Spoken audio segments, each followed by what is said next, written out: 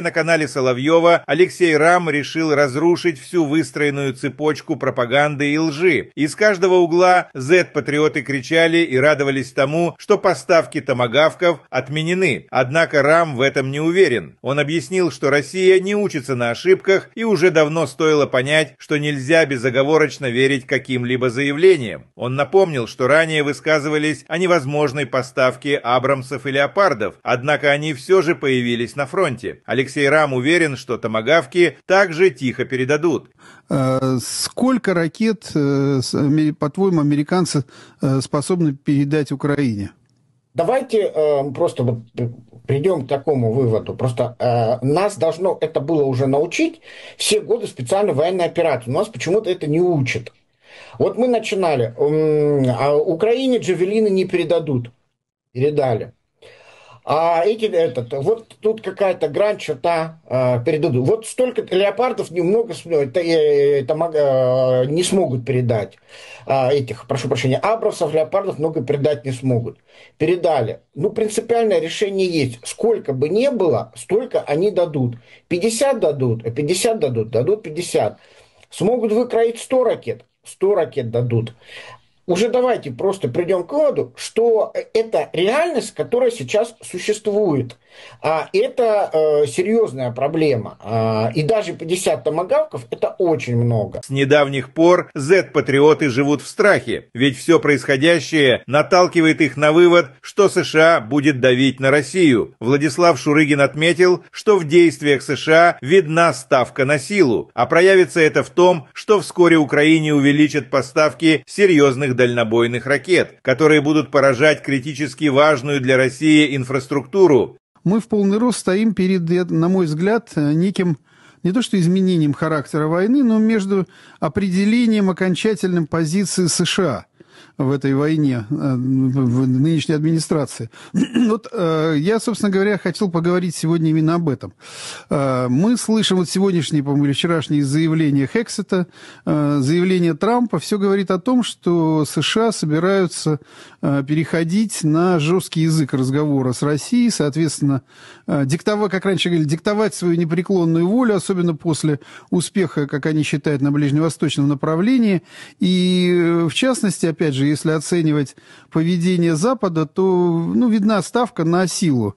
На мой взгляд, вот эта сила, скорее всего, будет проявляться в том, что оружия будут давать больше, и это оружие будет лететь дальше, и, соответственно, должно принуждать Россию к миру, как они считают. Военный эксперт сообщил, что Трамп всерьез задумался о поставке ракет Украине и уверяет, что стратегия по борьбе с Россией им понятна. Однако Z-патриотам не дает покоя тот факт, что Трамп видит реальное положение дел России и уже вряд ли позволит им выйти сухими из воды. Эксперт отметил, что даже небольшое количество недавних ударов по России нанесло большой и видимый ущерб.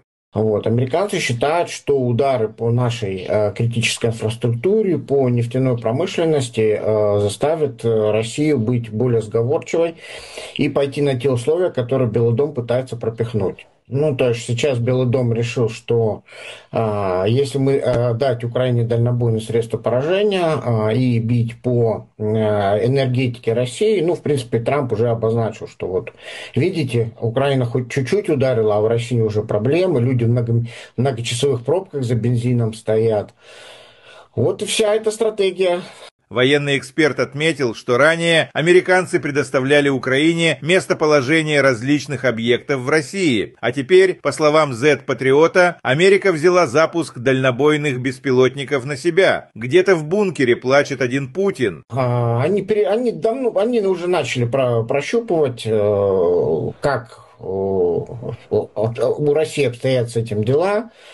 Мы с вами недавно это обсуждали, и вот я хочу напомнить тем, кто не слышал наш с вами разговор по этой теме, что американцы, по крайней мере, они это уже сейчас официально признали, но это чувствовалось еще до того, как написал Financial Times, что если раньше украинцам они предоставляли разведывательную информацию, вот, примерная позиция российского ПВО, то теперь планирование ударов американских украинских дальнобойных беспилотников американцы фактически взяли на себя. То есть полетное задание для них полностью разрабатывается американцами, они их с учетом всех разведывательной информации. Владислав Шурыгин негодует. Россия обещала, что 2025 год станет переломным, однако ничего не вышло. Но еще больше зетников злит то, что на это обращают внимание в США. И уже никто не верит в силу России. Более того, уже начали признавать, что так называемая спецоперация Путина зашла в тупик. Сколько ракет, по-твоему, американцы способны передать Украине? Давайте просто вот придем к такому выводу. Просто нас должно это было уже научить все годы специальной военной операции. У нас почему-то это не учат. Вот мы начинали. Украине джавелины не передадут. Передали. Вот тут какая-то грань, черта передадут. Вот столько леопардов немного не смогут передать. Прошу прощения, абрамсов, леопардов много передать не смогут. Передали. Ну, принципиальное решение есть. Сколько бы ни было, столько они дадут. 50 дадут, 50 дадут 50. Смогут выкроить 100 ракет, 100 ракет дадут. Уже давайте просто придем к выводу, что это реальность, которая сейчас существует. Это серьезная проблема. И даже 50 томагавков – это очень много. Да? Тогда в этом случае, опять же, мы с тобой несколько раз говорили о том, что так, я уж в этом случае радикально скажу, что продолжать воевать так, как воюем мы сейчас, ну, по крайней мере, нерационально. Что мы очень подробно разбирали историю Ирано-Иракской войны, и что же смогло тогда, собственно говоря, изменить ход боевых действий. Но вот не пора ли сегодня начать формирование таких соединений, я не говорю о частях, которые могли бы все-таки переломить фронт? Потому что, как ни крути, но 2025 год, он не стал переломным. Он, да, там принес определенные успехи, но эти успехи позволяют тем же самым американцам громко кричать, что русские не смогли добиться перелома, и, соответственно, писать статьи там, рукой Залужного о том, что в тупик, как сказать, СВО, и в этом случае что делать нам? Такого на российском телевидении точно еще не было. На одном из главных российских каналов прозвучала фраза, что цели так называемой спецоперации уже похожи на мечты, а не на то, что возможно воплотить в реальность. И это прозвучало от Андрея Фёдорова, который ранее успел побывать на самых разных высоких должностях и в том числе заместителем министра иностранных дел Российской Федерации. Он обсудил отношения их страны с правительством США и пришел к выводу, что дружбы с Трампом, которую они так ждали, больше никогда не будет, и теперь весь Запад будет работать на поражение России, что вызывает у него большую тревогу. Согласен. Ай, мечты. Чьи мечты? Алексея Сергеевича, что ли? Да. Вы думаете, он к нам на программу «Мечтать» приходит? Ну, СВО это сейчас превращается все больше, цели СВО превращаются больше в мечту, чем в реальность. Значит, начнем с самого главного, то, о чем я вчера начал говорить. Дело в том, что на сегодняшний момент соединилась в единую позицию позиция Трампа, позиция Евросоюза и Зеленского. Ну, наконец. И это, кстати, во что она соединилась? Она соединилась в одном. В том, что должно быть прекращение военных действий по линии фронта. Ну, то есть теперь мы можем удары наносить по всем сразу. Александр, погодите. И это, кстати, явилось самой большой проблемой в отношениях возможной встречи Лаврова и Рубио. Поскольку американская сторона, по моим, по крайней мере, сведениям, поставила очень четкое требование, мягко требование, о том, что обсуждать будем только эту тему, а все остальные вопросы, и двусторонние и прочее, это потом. Так, а наши сказали, мы не будем это что мы хотим, мы хотим опять вернуться к этим самым первопричинам, которые Трампу пофигу абсолютно и будут. Но они нам не пофигу. Но на Аляске нам не пофигу. Аляска кончилась пшиком. Поэтому сейчас нынешняя ситуация в отношении Будапешта, хотя предварительно, опять же, по то, что я знаю с американской стороны, речь шла о 8-9 ноября. Вот. Будапешт тоже в таком условиях тоже может закончиться пшиком. Потому что согласие на данный момент, я здесь с Сашей соглашусь, договориться о том, чтобы заморозить по линии фронта. Мы как-то не собирались Трампом, этого замораживать. Я не очень понимаю, зачем надо договариваться, если мы не собирались это делать изначально. Это вопрос другой. Мы когда-то не хотели очень многого, но сейчас вынуждены немножко думать о другом. Потому что правильно сказали о том, что если мы не договоримся в Будапеште, да, то это будет последняя встреча Путина и Трампа. На мой взгляд, главная сейчас цель у Трампа, вот чего он всего хочет, это быстро закончить конфликт.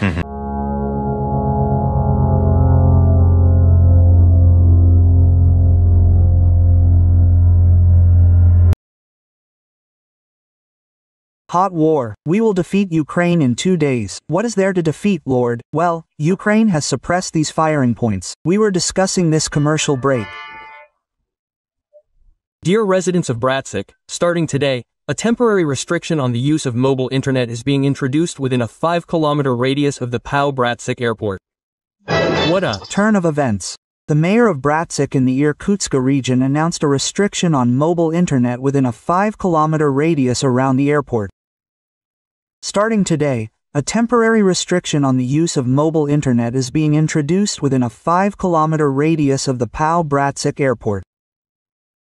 This practice is being used to protect people and vital facilities, said the mayor of Bratsk, Alexander Dubrovin. It is scary, very scary. We do not know what this is. If we knew what this is, we do not know what this is. Of course, with our ignorance, we can even assume that this is some kind of sabotage. Dubrovin did not specify what they plan to protect people and vital infrastructure from. Who the hell knows why? The Belaya airbase in the Irkutsk region became one of the targets of attacks by Ukrainian drones as part of the SBU Operation Web. Several strategic aviation aircraft were destroyed there. I ask everyone to remain calm. And as soon as the situation allows, access to the mobile internet will be restored. All this is clear. Mobile internet is not working in St. Petersburg. The internet stopped working last night in different parts of the city.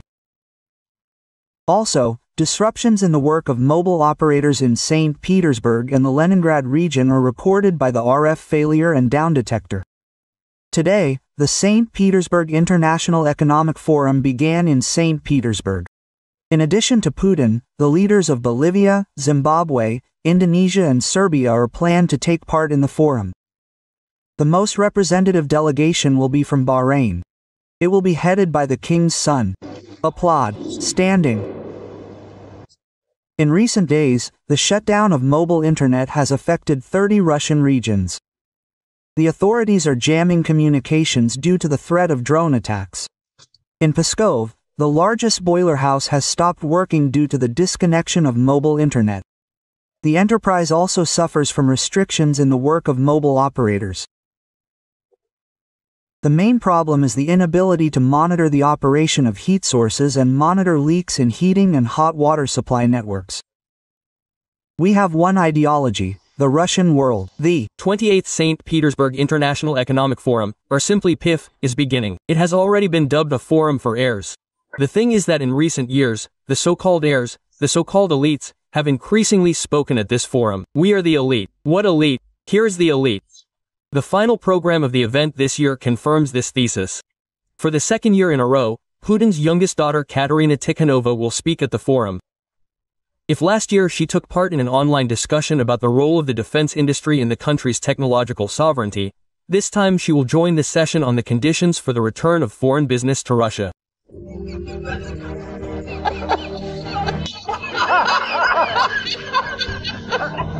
Alexander Voyno will also give in. This is the son of the head of the Kremlin administration Anton Voyno. He will speak on 3 panels. Also on the program are Pyotr Frodkov, the son of Mikhail Frodkov, Vladimir Kirienko, the son of Sergei Kirienko, Ksenia Shegu, the daughter of Sergei Shegu, and Stepan Kovalchuk, who is, unexpectedly, the grandson of Mikhail Kovalchuk, but also Roman Rodenberg.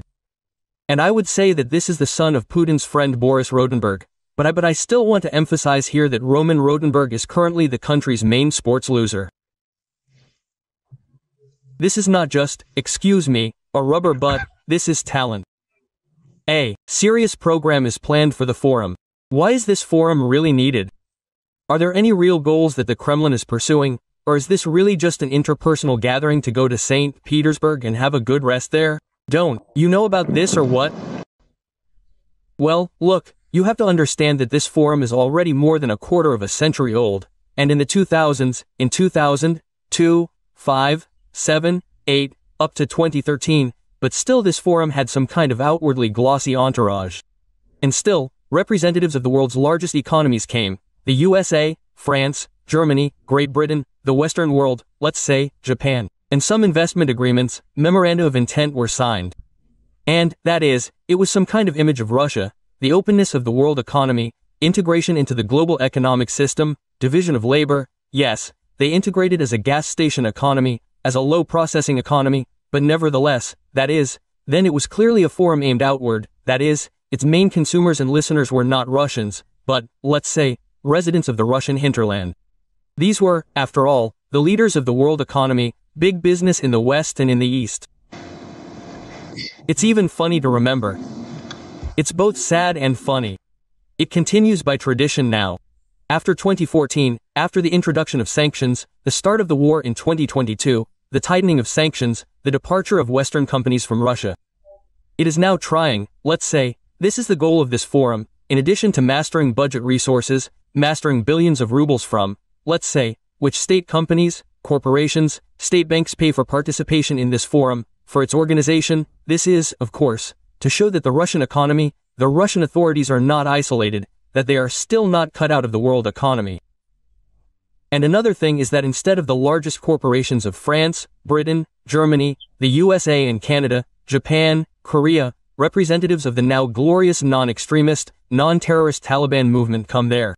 Now the Taliban are friends of the ruling Russian authorities. Delegations from Iran, delegations from Zimbabwe, Mozambique, Laos, Sierra Leone, and Venezuela, and maybe even North Korea will come there. And therefore it has nothing to do with the economy. And officials praise officials together with state oligarchs, with ganars. Imitation of some discussions, programs, some breakthrough economic initiatives, May decrees, national projects. Well, that is, someone would have had the opportunity to speak there, but, having criticized the economic course, the financial policy of the authorities, the tax regime there and everything else, of course, is impossible. Therefore, this is such a showcase of the current feudal oligarchic system of power, let's say. I share this point of view. We must understand that the gerontocracy is aging.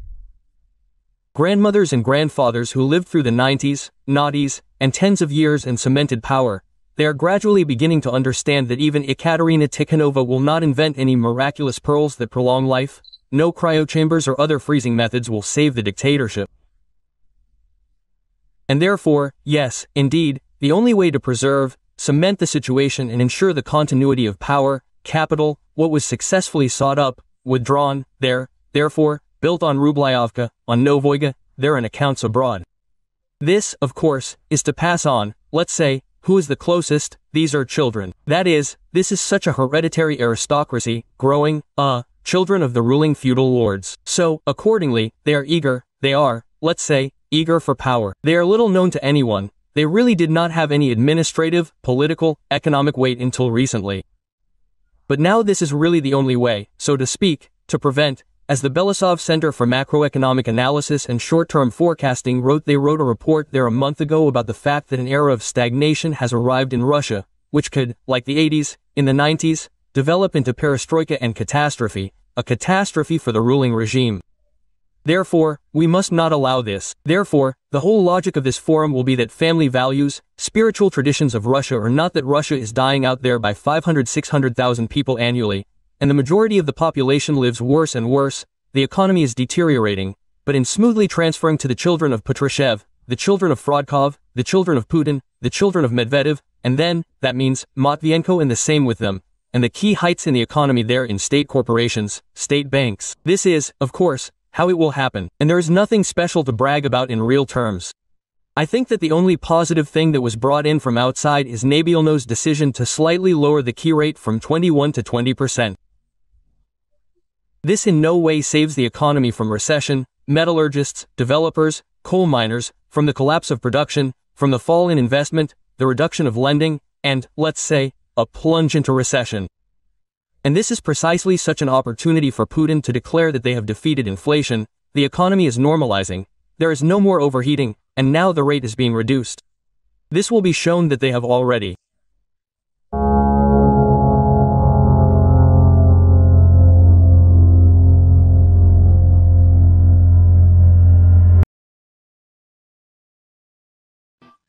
They say guns instead of butter are bad. But what if they use missiles instead of butter? Or the story of how they ran out of a lot of butter there. Putin is rebuilding himself into the positions of the Golden Horde or Khan Kuchum. Well, what can you say? If the Lord wants to punish a state, he deprives it of its mind. In strategic terms, well, Vladimir Vladimirovich Putin has very successfully driven Russia's head into a soldier's boot or a Valenki. Well, we are lying there now and, accordingly, enjoying the smells. Apparently, the so-called SVO is gradually turning into a special economic operation in Russia.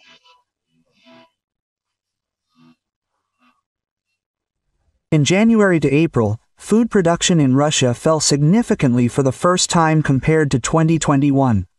In annual terms, the indicators for the so-called Big Food 3 are 32.3% lower for sugar, 15.5% lower for butter, and 7.8% lower for flour.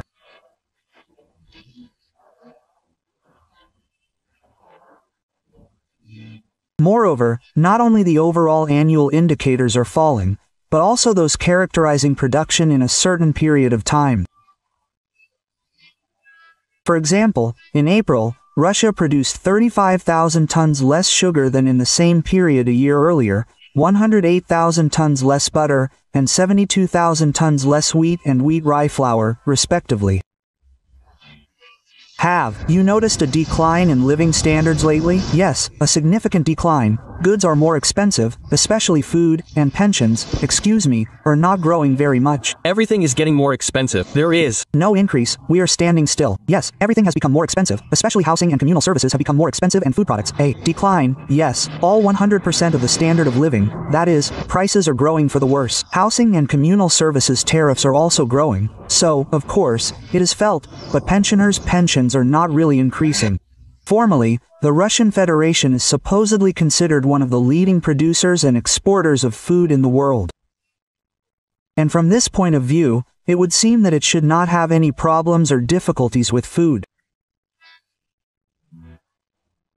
But, as it turned out, its agriculture largely depends on external supplies, from seeds to technologies for growing and processing agricultural products.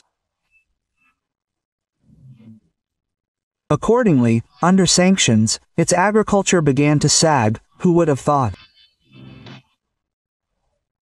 To this were added crop failures of certain crops. This is understandable, as well as the peculiar, in other words, tough credit and monetary policy of the local central bank in the context of permanently growing war expenses. Loans for agricultural producers, simply put, became unavailable. Various programs to support the village began to dry up significantly or even cease altogether. For example, today, butter production in the Russian Federation has ceased to be profitable and is now staggering at the so-called break-even point, confidently trying to lean towards the minus. We have been told for many years how Putin, Medvedev, the security forces and United Russia kicked out Western companies and concerns from Russia, that is, all these General Motors, Huas, Hondas, Mercedes, BMWs, Caterpillars, everything that could be kicked out and saved Russia from occupation, from the squandering of resources. Remember, Putin said back in December on the direct line that if he had known that the war would last not 3 days, but 3 years, he would have taken this step. And he said that, of course, he would have taken it, because, let's say, if they had not gone to war, then, accordingly, Russia would have degraded there, lost its sovereignty and would have become a raw materials colony of the West. Now it turns out that we, decided to pull off this multi-move maneuver and are ready to say back. Take everything you want, all the mineral wealth, just lift the sanctions, return our palaces, castles, make us handshakeable again. so that they don't charge us for nullifying the Constitution, there, usurping power, falsifying elections, political repression. How are things in the village in general? Do you have any production? What kind? There are none. There used to be a collective farm. Everything was in disrepair. There is nothing. Russian agriculture is on the rise. Rodnovatsa has been completely destroyed. Kolko Druzhba was, there was a quarry, PMK plant was. 10 years ago I was better off than now. I stopped buying fish. I buy very little fish, because it is unbearably expensive. It was better 10 years ago, now it is even worse. Every year it is getting worse and worse. We buy less meat. Well, basically we only eat pasta, yes, potatoes. Now you used to not pay attention to prices, it hurt, but now you look at prices. And what is characteristic is that I do not make all this up myself. But this is what the Russians themselves write. In this case, our former compatriot, and now half-Russian Igor Dmitriev, a former deputy of the Odessa City Council, citing the official figures of Rosstat. I am even afraid to imagine what is happening there unofficially, so to speak, in reality. Russia has finally caught up and surpassed America. The prices for many products in Moscow turned out to be significantly higher than in New York. Just compare these figures. The difference was tens, and for some products even hundreds of rubles. Some things turned out to be a little cheaper. But inflation in Russia last year was almost 10%, and in the USA it was below 3%. So we will soon overtake America here too. At the same time, the average salary in Moscow is 136,000 rubles, against 579,000 rubles in New York. It turns out that Muscovites, earning 4 times less than New Yorkers, are forced to spend much more on food.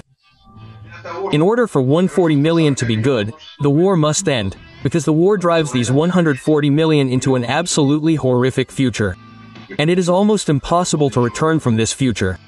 But for the one who is called the president, this is all completely wrong. It is important for him to maintain his position, and for this he is ready to sacrifice the remaining 140 million in tenders easily, simply without any stress. Therefore, yes, from the point of view of the Russian economy, it is better for the war to end, for soldiers not to die, for such gigantic amounts of money not to be spent on weapons. But this is such an abstract construction. And this topic really does not interest anyone. Absolutely everyone in Russia is only interested in how to stay in the vertical of power, how to make the president love you. That's why all the pads are talking to the president, and the president needs a war. It's a guarantee of his power. That's why everything that's happening means the destruction of the Russian economy, the destruction of its future. The An-2 has been flying for 80 years, and they can't replace it.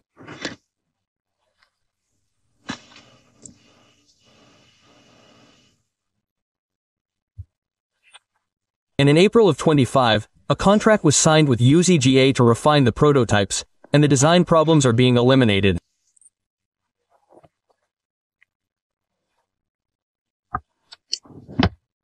Vladimir Barsik, the director of Sibny, confirmed that the project is not being frozen, but certification may. I hope all these people have already been arrested.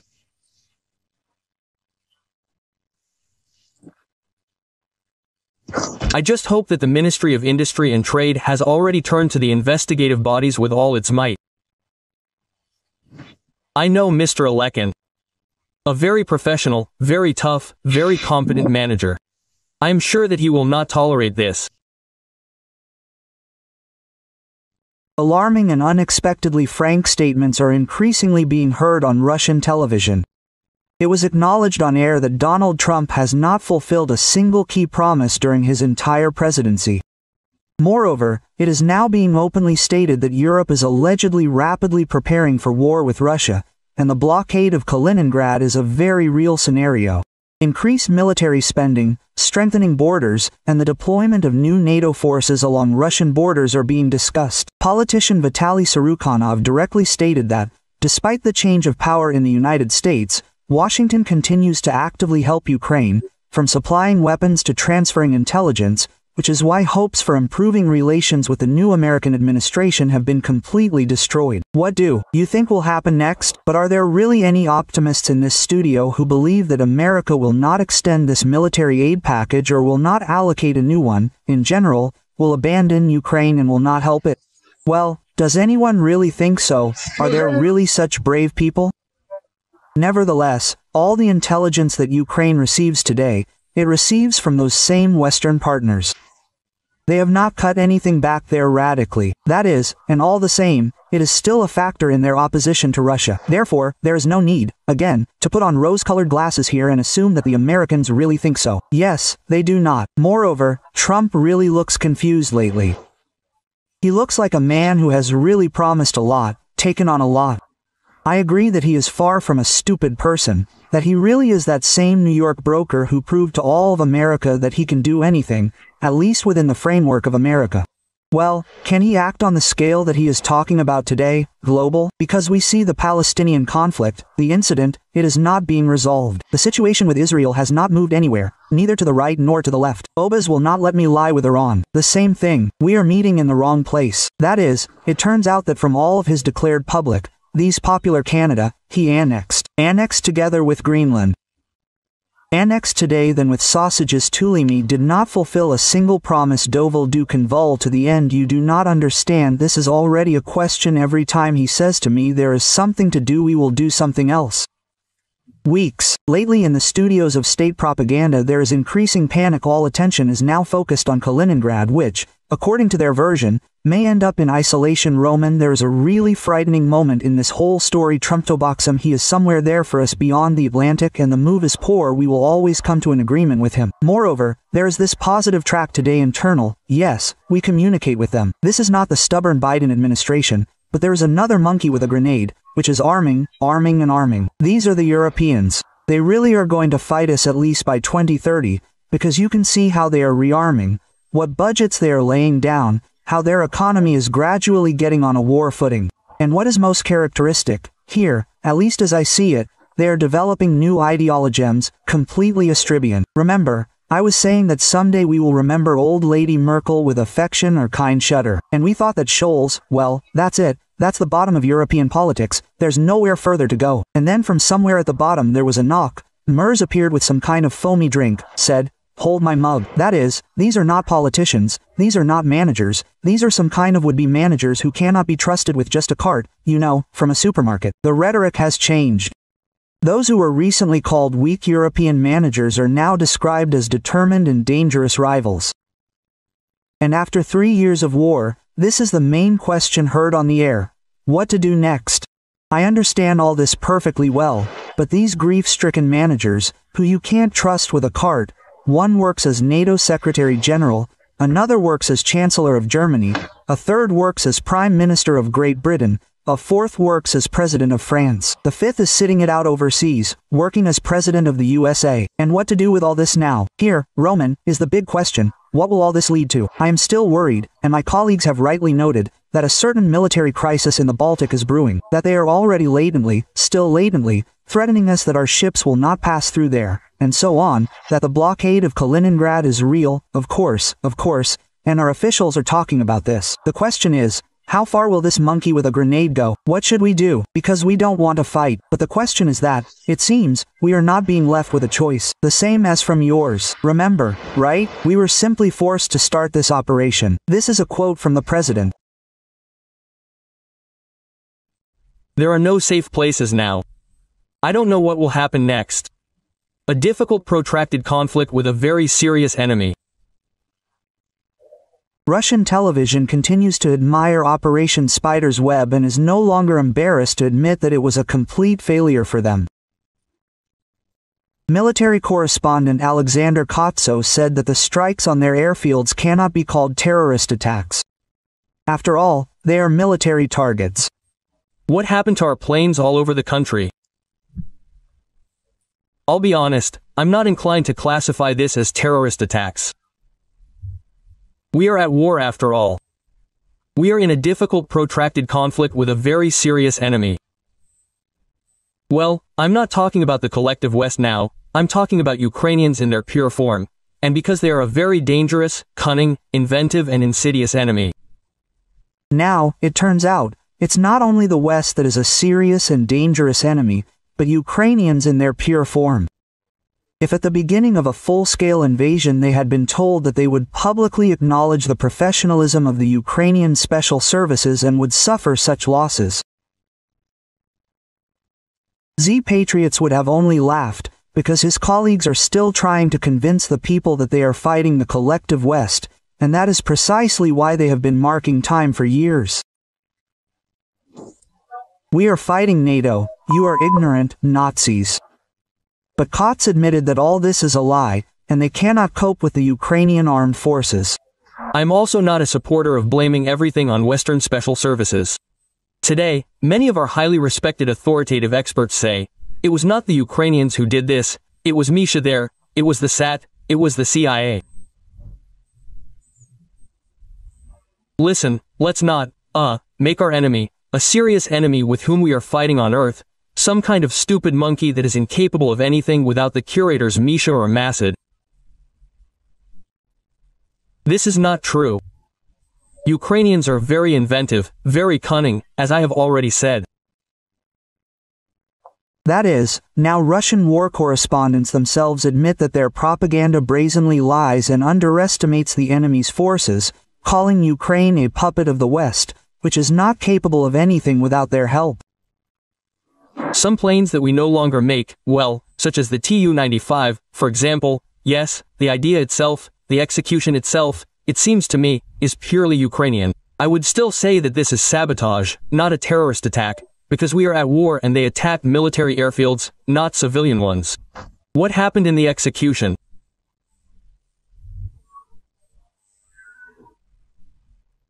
Yes, we see this, a very painstakingly prepared conspiracy theory conditionally conspiracy theory sabotage, when several trucks were prepared in a warehouse that was filmed, which loaded portable cabins, yes, in the roof of which devices were mounted, in which there were all-weather drones, controlled via cellular internet through GSM modules.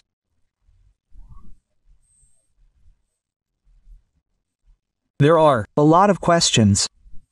First of all, well, we were not at all ready for the fact that there is no rear with these technologies. The question of using PV drones in the deep rear, well, it was a matter of time. Here you go, that time has come.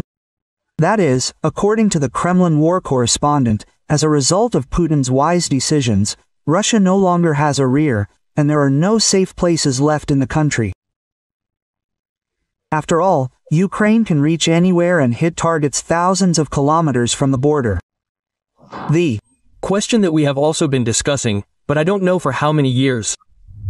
The question of protecting our aircraft at airfields. The question of physical protection. We are now getting videos from, I think, 2021, where our former head of the Ministry of Defense says that the construction of reinforced concrete shelters at airfields has begun. Where these reinforced concrete shelters are, is unclear. There are no safe places now. I don't know what will happen next. Maybe there will be a submarine base in Kamchatka, nuclear, or in Vedivo, yes, in the Northern Fleet. That's it, anything. Or launches or checkpoints of our strategic nuclear forces there. I don't know what will happen next, again a question about the work of agents, when such, well, a whole organization, yes, a conspiratorial one, operates in Russia. Why hasn't it been exposed? Of course, there are many questions about this. The operation is developing successfully in strict accordance with the pre-approved plans. There are no losses in the Russian armed forces. In Russia, the income of funeral companies has increased sharply. In January to April 2025, they earned almost 40 billion rubles, which is 13% more than in the same period last year.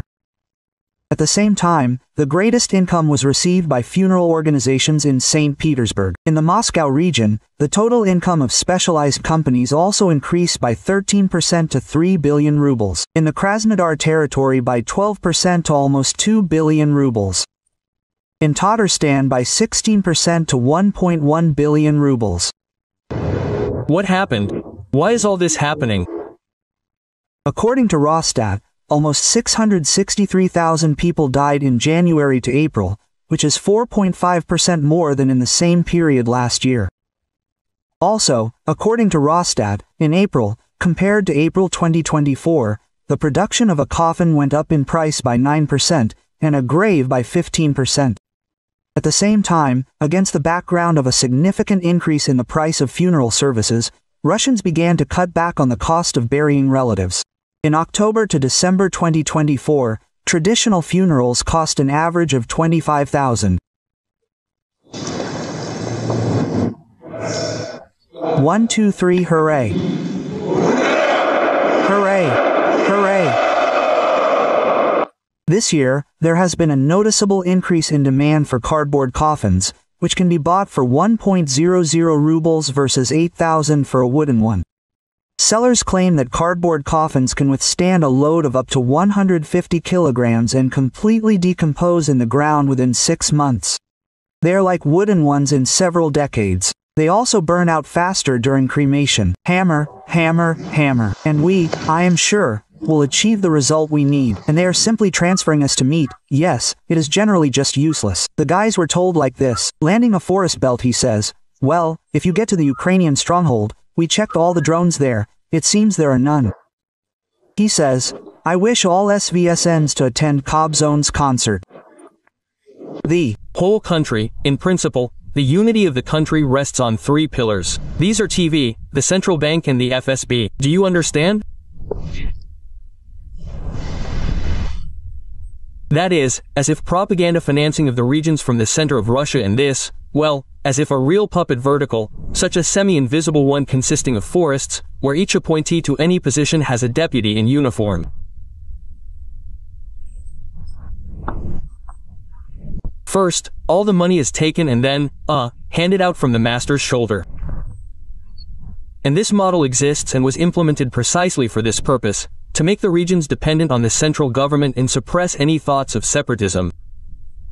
But this model works, that is, we see that the television is working, but it is not shaky, not Volca, yes, people are still sitting in their holes and pretending that this does not concern them.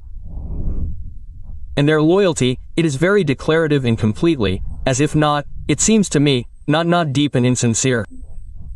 The FSB, well, this is, of course, an effectively working mechanism, everyone has seen it. And we continue to observe. And then there is the central bank, but you can, as it were, let the problems be flooded with liquid gold to the extent and as long as you have this resource. And when the economy starts to limp, and we, as it were, well, there we do not reliably know the state of the Russian economy, because this, of course, is all the statistics. There is a subject of free creativity on the part of the people who are there, authorized to give us these statistics. This is exactly the same subject of propaganda as everything else. There are statistics, and therefore sociology, and therefore dictatorship capture them first of all, before they try to capture the media, yes. That is why we do not know what the actual state of affairs is and how long this resource will last.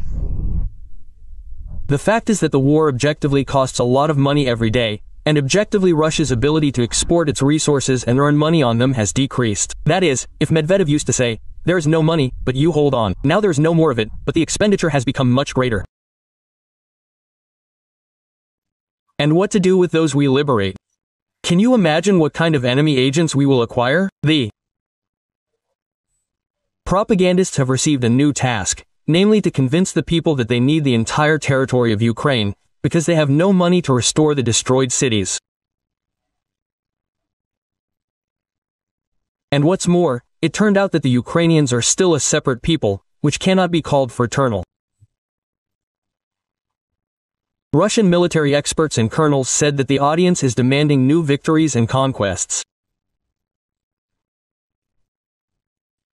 But this turned out to be not so simple, because they have been brainwashing the people for years, and many are now demanding to go to the 1939 borders. And propaganda has to find an excuse and explain that this is still impossible. Are we going to take Ukraine? Please, Mikhail Vladimirovich, that's true. As soon as we broke through to the Dnipropetrovsk region, Viktor Nikolaevich and I were inundated with letters. Take, and that's it. Take, there's no point in discussing it. And we will only talk, the difference is where to go. Basically, you could say, up to the borders of 1939. That's it. Let's try to lay out the cards on the table, so to speak. First, the attitude of society. Well, the Ukrainians have shirkers, we have relaxants. Will they lay down their heads, yes, for this Ukraine or what?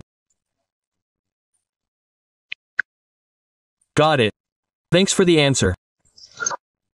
And then the economy. Let's look at the state of the economy now. That is, state propaganda has just admitted that the Russians themselves no longer want to sacrifice their lives for the sake of territories. And they also said that they do not even have the money to restore those cities that were captured 3 years ago. And what can we say about new conquests? Mariupol, like Mariupol, just look at it, it's a picture, and people already live the same way as, say, in Kazan. Not yet. And why didn't we restore Azovstal? The question is up in the air, it means there wasn't enough money and forces. Specialized ones that restore such production. And what kind of plant was it? That is, they came to the territory of Ukraine, burned the cities, and now they say that they will not be able to restore it all. What can I say? The most real liberation. Earlier they assured that Russia would restore everything and it would be even better than before. You see, you need to look at the ruins, remember the ruins of Stalingrad, look at the ruins of Minsk. You see, when it is necessary, there is nothing left. My grandfather told me, he says, I have never seen anything like this. Because when it is necessary to liberate the land, we must liberate it, and we will restore and regret it later. But now no one is even trying to save face. And if, for example, we really push through somewhere into the boulder, take Kharkiv, Dnipropetrovsk, Nikolaev, I will not even mention Odessa yet. There is nothing to restore there. What money? The belly button will not come undone. Has anyone thought about this? No, but that is a question. But now they do not need Kharkiv and Dnipro, because there's no point in ruins after all. Our president talked about taking all of Ukraine. No, so far he talked about what? About the security strip or line. And what to do with those we liberate. Can you imagine what kind of enemy agents we will immediately acquire? And what will happen? So that's a question. It's simply amazing. In the 4th year of the war, they still haven't found out what to do with the so-called liberated Ukrainians. And now they are not brothers, but potential enemies for all of Russia. Will he hold the 3rd round of these negotiations at the end of June or not? What difference does it make? And who will there be to negotiate with? Well, Andrei Anatolievich, ask for real. Someone else is still worried, it will pass. Now they are worried about what we will hit and how we will hit, especially since it was said that we will hit. He says, no, I'm interested. But the third one, no, let's separate the 2 tracks. Negotiations are one thing, let's hold on for a minute is another. Did we confirm, or what, that this will be? What to talk about? Talk about what? Round 3. What to talk about? Memoranda have been exchanged. So, what? What are you talking about? In practice, the Russian military has bristled and is pushing through plans for a long war, aimed, among other things, at depriving Ukraine of access to the sea. However, the capture of Odessa seems to be a medium-term goal.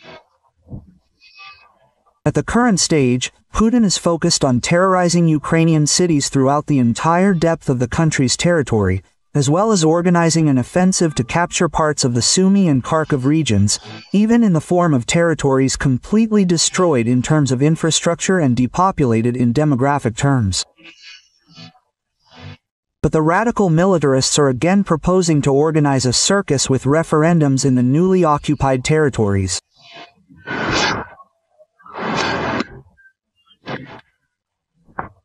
Was the assertion of one of our negotiators that if 4 new Russian regions are not recognized right now in the near future, then next time there will be 6 regions.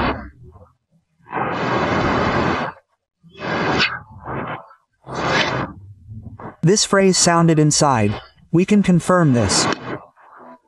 Moscow is not at all afraid of the verdict of the ineffective, effectively dead UN. They also don't give a damn about Secretary General Guterres' offer to become a mediator in new peacekeeping attempts. Yes, however, there are a lot of questions, including where the general peacekeeper of the planet has been for more than 3 years. Frankly speaking, a new negotiating show with his participation does not inspire any optimism. Moreover, in terms of information, UN peacekeeping can be a cover for expanding Russian aggression. But these people are sitting from head to toe in. Here are all these airfield commanders, FSB directors, service, this Narishkin, this Patrushev, and they think like this, that is, we have screwed up everything. So who can we punish? Everyone. We all need to be punished, or let's maybe send Putin home already. Well, since that's the story, now if we finish Putin off, as it were, and finally resolve the Putin issue, then all this will be forgotten. This whole life will start all over again. It will turn out that he is guilty, but there will be someone to blame. The Kremlin veteran himself had an ambivalent attitude towards his own military due to the fear of a military coup, similar to the notorious Wagner March in June 2023. For this reason, in Russia, the generals look like bastards with the heroes of the SVO. Actually, all this is a projection of Putin's fears, which see threats to their dictatorship in everything and everyone. And where should the sanitary zone end? Well, it won't go near Kharkiv, apparently. It should end somewhere near the Carpathians. Oh well, exactly, the Atlantic. By the way, if anything, I'm ready. If necessary, right now, in my free time from the air, I'm ready to serve the motherland in any capacity. Ask for his book tomorrow in the section for those with early dementia or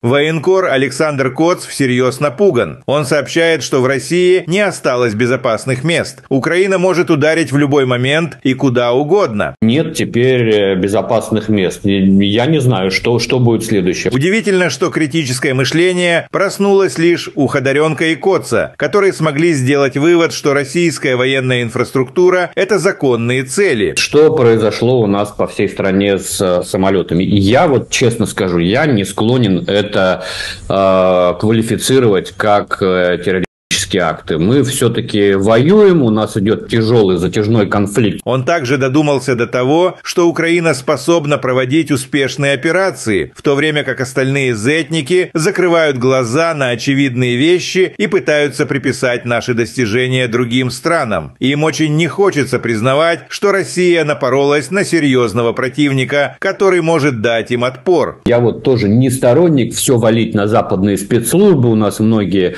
очень уважаемые авторитетные эксперты сегодня говорят, это не украинцы сделали, это там Ми-6, это Моссад, это ЦРУ. Слушайте, давайте не будем тоже из нашего противника, тяжелого противника, с которым мы воюем на земле, делать какую-то глупую обезьяну, которая сама без кураторов Ми-6 или Моссада ни на что не способна. Это не так.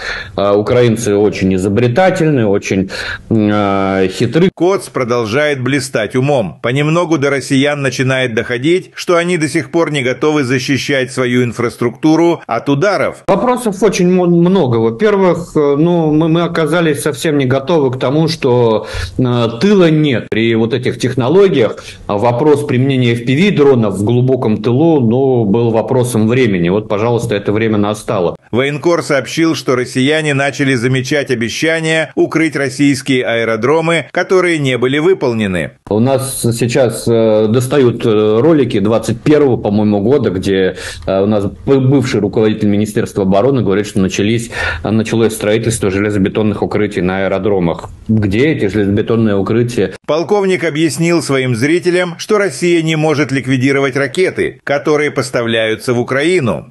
Я легко вам скажу, что надо делать. Эти заводы надо уничтожать. Хоп, и все. Кнопку нажал, баронец, ракета полетела, заводика нет, да? А почему же не уничтожаются? Ведь уже другие ракеты подвозили целыми эшелонами, караванами везли на Украину. И вы нас запытывали, баронец, не лезь по корягу, не виляй хвостом, говори, почему не уничтожаем. Я отвечал честно и прямо. Или не можем, или нет команды. Второе, мне кажется, смешным. Такого не бывает. Далее Зетник объяснил, что российская разведка и близко не сравнится с украинской. Странно, что в России еще никто не догадался, что российские спецслужбы должны быть заняты раскрытием секретных операций, а не преследованием россиян за плохие высказывания в сторону Путина. Я чрезвычайно уважаю разведку. Я когда-нибудь поговорю, мы можем ее хвалить. Это доблестнейшие люди. Это в какой-то мере для меня разведка такая святая структура. Но ведь прокол уже вагон и маленькая тележка, да? Начинаешь с того, что как были просчитаны возможные результаты начала специальной военной операции, а потом дальше. А потом мы вдруг стали думать, чесать репу, что у нас нету разведывательных структур на территории Украины. Да. А тут, в России, как в шею бездомные собаки, этих вот самых разведчиков, завербованных специальной службой безпеки Украины. Это же правда. Ну, согласитесь, что тут Украина очень сильно постаралась, а теперь мы волосы на голове рвем.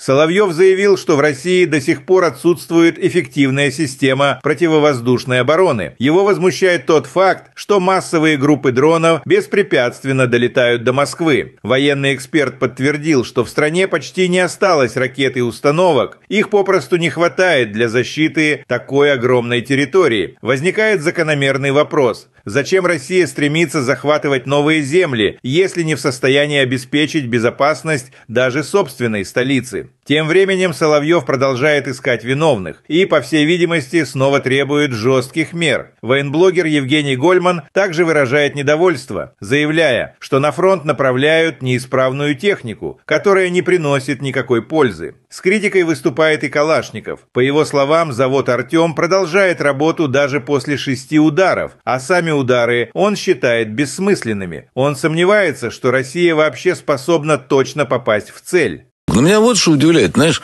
Андрей Фёдорович, меня удивляет, когда я смотрю, как мы каждый раз там страдаем от их налетов вглубь нашей территории и не делаем элементарных выводов.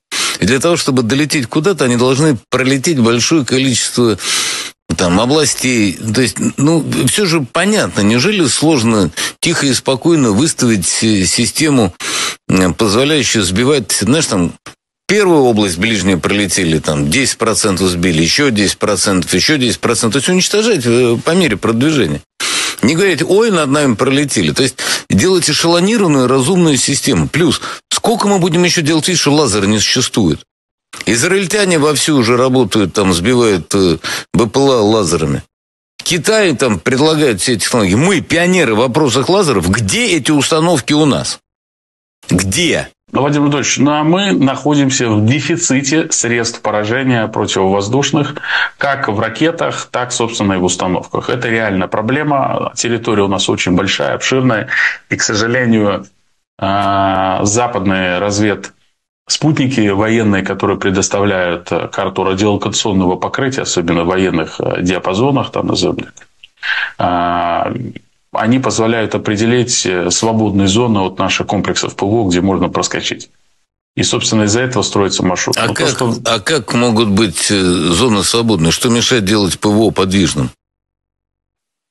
Оно и есть подвижно, оно постоянно перемещается, мы постоянно его меняем, да, и находим, и делаем так называемые засады, то есть на местах движения выставляем, но, к сожалению, я говорю, они доуточняют эту обстановку.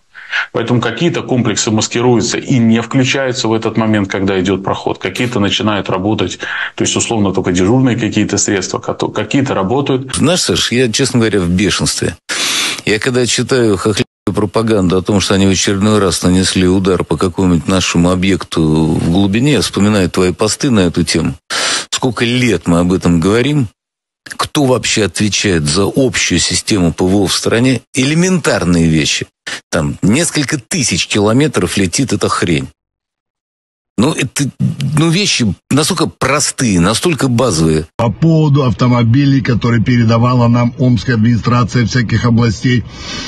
Ребята, не позорьтесь, вы за все это время передали только эту тачку, которую мы даже ремонтировать не стали, потому что она уже столько сама не стоит. На самом деле мы устали ремонтировать это говно, ведра с болтами. Я знаю глав администрации, которые по 5-7 автомобилей передают в месяц, но это не Омская область.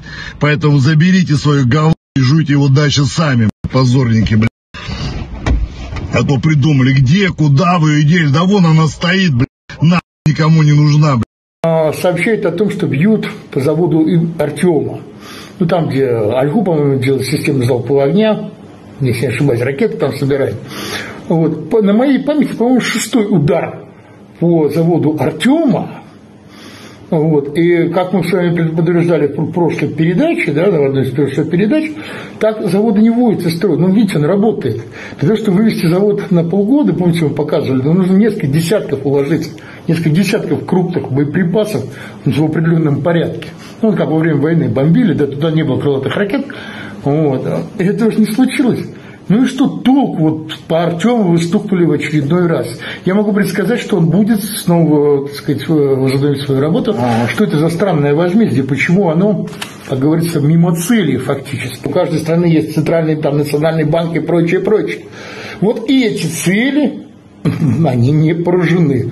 И поэтому, получается, вы бьете из пушек по воробьям. А то, что Киев окуривается дымом, знаете, от дыма, собственно говоря, возмездие не получается, друзья. У нас выбора не было. Они бы напали на нас, и было бы все в 10 раз хуже. Путин 8 лет тянул. 8 лет. Вот денацификация. Процесс многослойный. Я вообще сразу скажу, что в этом смысле мое мнение абсолютно радикальное. Я считаю, что даже само понятие «Украина» не должно существовать в будущем. И понятие «украинец» не должно существовать в будущем. Дело не в нашем политическом режиме, ни в чем-то другом. Просто им не нужна такая большая самостоятельная страна, как Россия. Здравствуйте. Ну, как всем известно, в конце февраля 2022 года в Россию прилетел такой черный лебедь, который черный лебедь, что ж ты вьешься над моей головой. То есть, если так называются некоторые непредусмотренные неожиданности, которые разворачивают весь ход вещей в черт знает какую сторону, то у нас нет. И лебедь был заботливо выращен в инкубаторе, и в черный цвет его красили кисточками специально отряженные люди. И полетел он, так сказать, вслед за предводителем стерхов. Так что это лебедь какой надо, лебедь. И вот летит он, милые мои. Вот что началось сейчас? Вот сегодня идет, то есть совершенно слово «нормальный» язык отказывается произносить «война». И появляются мнения, а вот вы знаете, когда она закончится победой, то все будет отлично, потому что мы опять соединимся по-братски, ну если не все, то почти все, конечно, с Украиной, с Белоруссией. И вот будем строить новый СССР. Ну, может быть, не такой социализм, как был, но мы возьмем все лучшее, а худшее не возьмем, и все будет прекрасно. Опа, и тут становится понятно, зачем и откуда у нас Николай Николаевич Платошкин, который левой рукой за социализм и СССР, а правой рукой за войну. Зачем у нас Спицын, который, да, конечно, железные когорты вслед за знаменами со Сталиным, и Андрей Фурсов, который во многом ведь хороший историк. Но взгляды, что касается сталинизма, социализма и СССР, ребята, вдруг все как-то проявляется. И вот эти мысли, что все будет хорошо, да. Всем привет от Михаила Евграфовича Салтыкова-Щедрина. Все-таки человек был государственный, губернаторские функции понимал. И даже находились горячие умы, предрекавшие расцвет искусств под присмотром квартальных надзирателей. Так что все будет хорошо. И у нас что будет? Опять границы, железный занавес по этим границам, цензура, единомыслие. Ну, житье будет, конечно, скудноватое. Мы импортозаменим, своим чужое уже заменяли. И вот за этим самым железным занавесом радостно. И тогда начинают возникать какие-то возражения насчет фашизма. Но про фашизм мы еще погодим, про фашизм, потому что мы поговорим про перспективы. Два слова про наши лучезарные перспективы.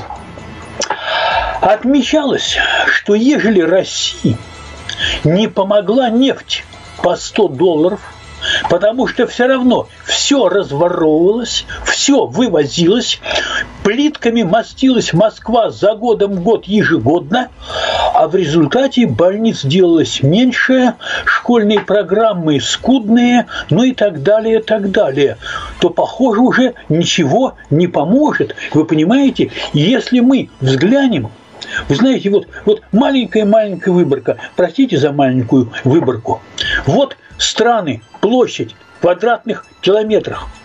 Россия 17 миллионов 125 тысяч. То есть осталось почти все от Советского Союза, который был 21 миллион с чем-то, но Российская империя достигала 22, там, понимаете, Финляндия, Польша отвалилась, 17 миллионов 125, понимаете, тысяч, да вы что? Вот, а Америка 9 миллионов 525, Китай 9 миллионов 599 тысяч километров. То есть Россия по площади в 2 раза почти больше хоть Америки, хоть Китая, и хоть она практически равна им обоим вместе взятым. То есть земли у нас дофига. По численности населения на этой земле у нас немного хуже. И продолжает делаться еще хуже.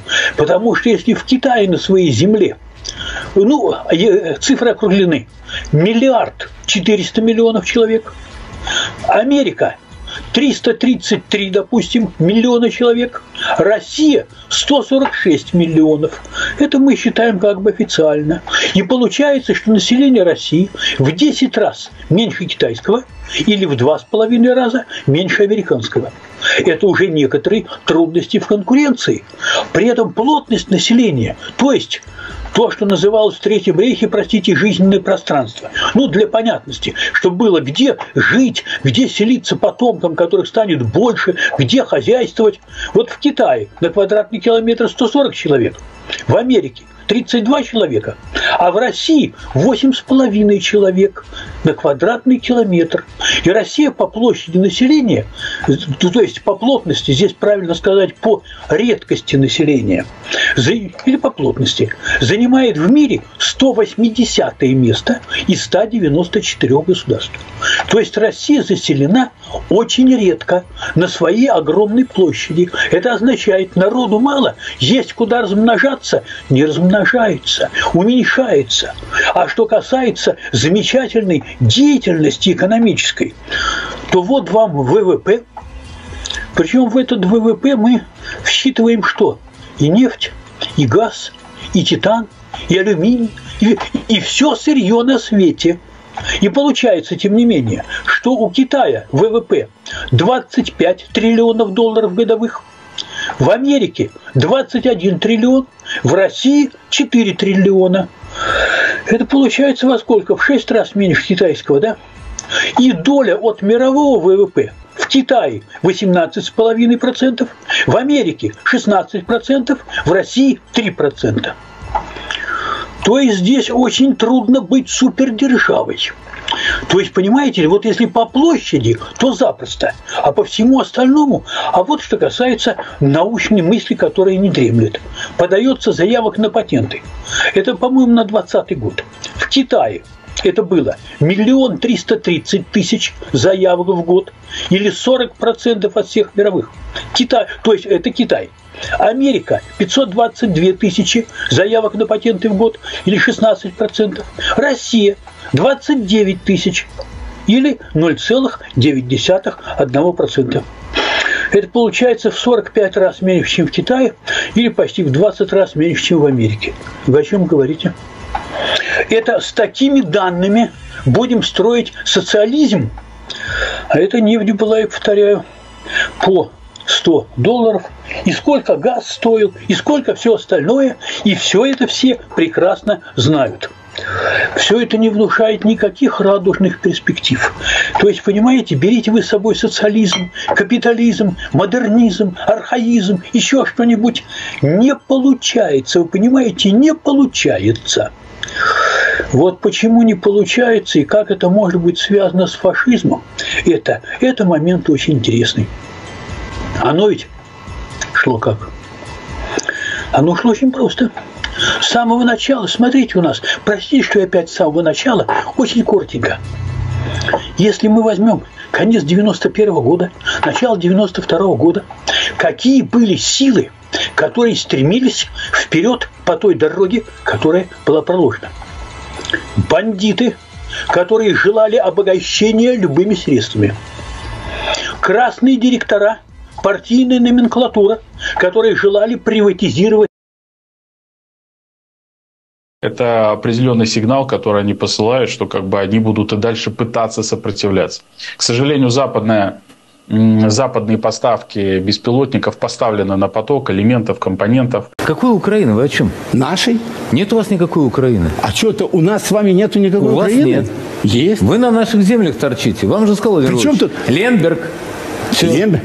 Даже Соловьев уже не пытается сохранить лицо и прямо говорит о том, что их страна оказалась не готова к такой угрозе со стороны Украины. Его поражает, что на 4-м году войны дроны ВСУ с легкостью поражают их военные объекты, пролетая сотни километров. Андрей Фёдорович, меня удивляет, когда я смотрю, как мы каждый раз там страдаем от их налетов вглубь нашей территории и не делаем элементарных выводов.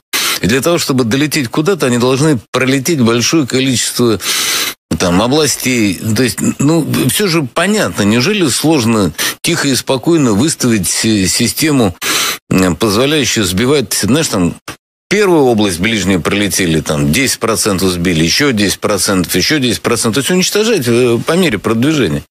Не говорите, ой, над нами пролетели. То есть, делать эшелонированную, разумную систему. Плюс, сколько мы будем еще делать вид, что лазер не существует? Израильтяне вовсю уже работают, там, сбивают БПЛА лазерами.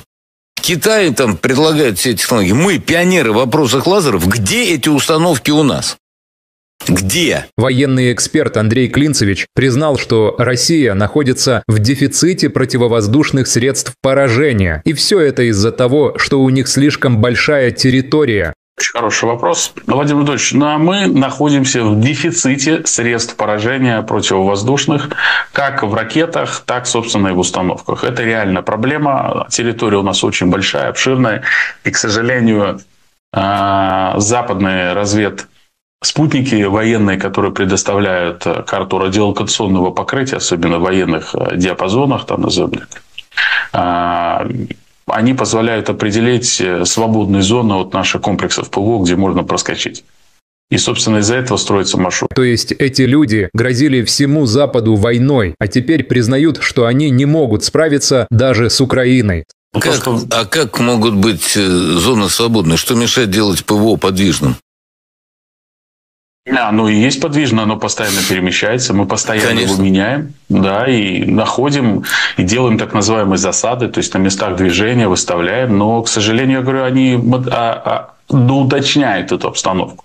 Поэтому какие-то комплексы маскируются и не включаются в этот момент, когда идет проход. Какие-то начинают работать, то есть, условно, только дежурные какие-то средства, какие-то работают. Наше ПВО, оно лучшее в мире. Оно глубоко эшелонировано. С земли ударные звенья боевых вертолетов и их воздушного проводника прикрывают панцири, которые контролируют всю воздушную обстановку и точно знают, свой в небе или чужой. Спустя столько лет Соловьев все еще ищет виноватых в том, что страна так и не выстроила общую систему ПВО, из-за чего дроны могут пролететь тысячи километров и поражать важнейшие военные объекты. Знаешь, Саш, я, честно говоря, в бешенстве. Я когда читаю хохлядскую пропаганду о том, что они в очередной раз нанесли удар по какому-нибудь нашему объекту в глубине, я вспоминаю твои посты на эту тему. Сколько лет мы об этом говорим? Кто вообще отвечает за общую систему ПВО в стране? Элементарные вещи. Там несколько тысяч километров летит эта хрень. Вещи настолько простые, настолько базовые. И, видимо, Соловьева настолько это разозлило, что он решил сам послужить родине. И если очень надо, то он, конечно же, пойдет на фронт. Кстати, если что, я готов. Если надо, вот прям хоть сейчас, в свободное от эфира время, готов послужить родине в любом качестве.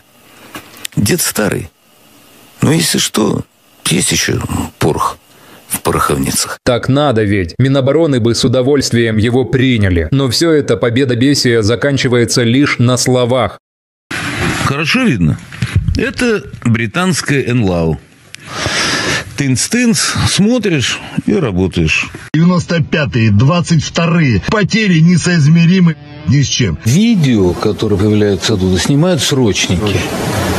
А можно его расстрелять, этого срочника? Вот вывести эту сволочь и перед строем просто расстрелять, как предателя Родины,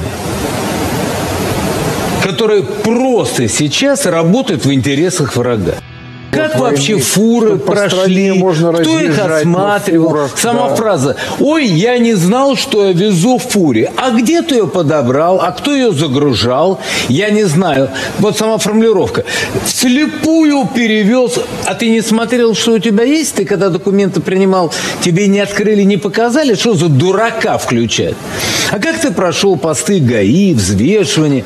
Вот все как? Это на 4-й год войны. Это кто за это будет отвечать? Вот самолет догорает. Один.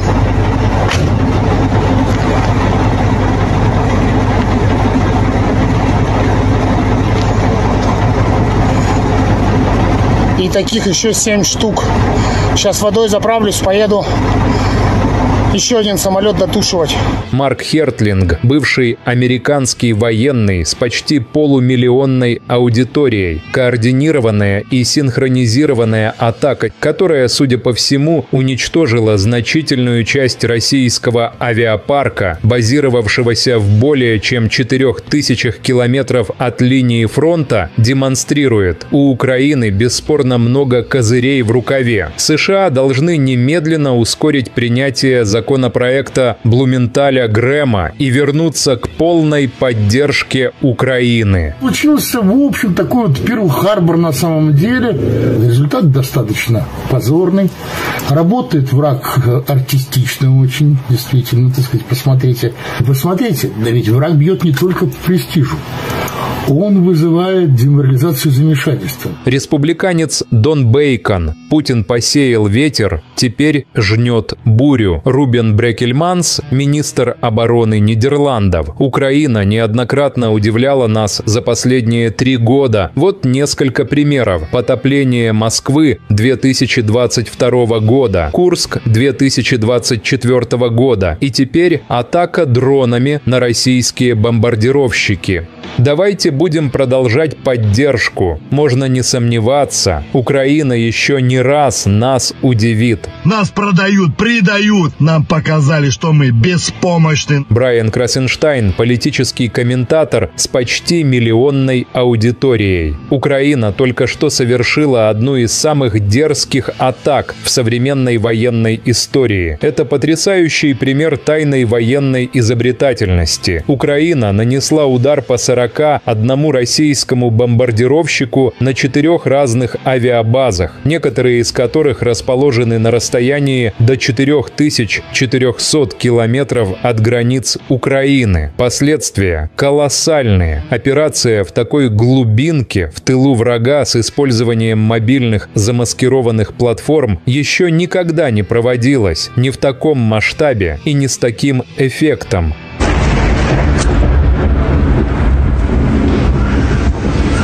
Это дрон летел. Мы все лохи. Лох — это не любитель омского хоккея. Лох — это по жизни.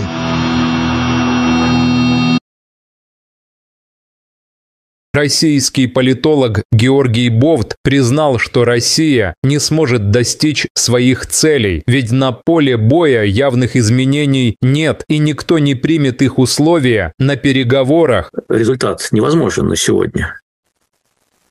Ну, чего пыжиться-то? Еще изображать какое-то, так сказать, серьезное выражение лица и делать вид, что вот-вот этот результат будет достигнут. Он невозможен, потому что переговорные позиции сторон непримиримы, они несовместимы, и нет пока никаких перспектив для того, чтобы найти там какой-то компромисс.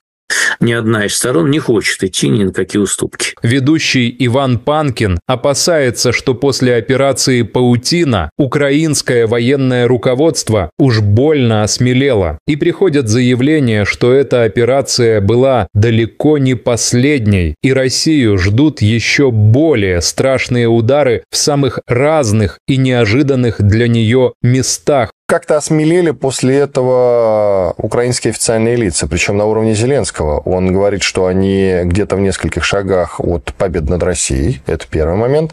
И, вы знаете, довольно тревожно, на мой взгляд, заявление сделал и глава террористического объединения СБУ. Малюк, террорист-экстремист, тоже важно это проговорить, куда же без этого.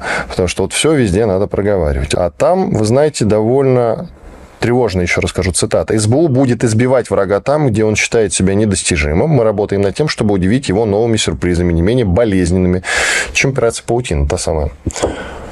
Говорит ли это о том, что они еще раз попытаются что-то такое провернуть, несмотря на то, что Штаты, очевидно, сказали им, что так делать нехорошо? На что Бофт ответил, что их главное преимущество в виде огромной территории теперь стало их главным недостатком, ведь ее просто невозможно прикрыть средствами ПВО. Проблема в том, что современная война выявила одно неприятное обстоятельство. Наша территория огромная, которая в течение многих веков была главным стратегическим преимуществом России, стала главным ее стратегическим недостатком.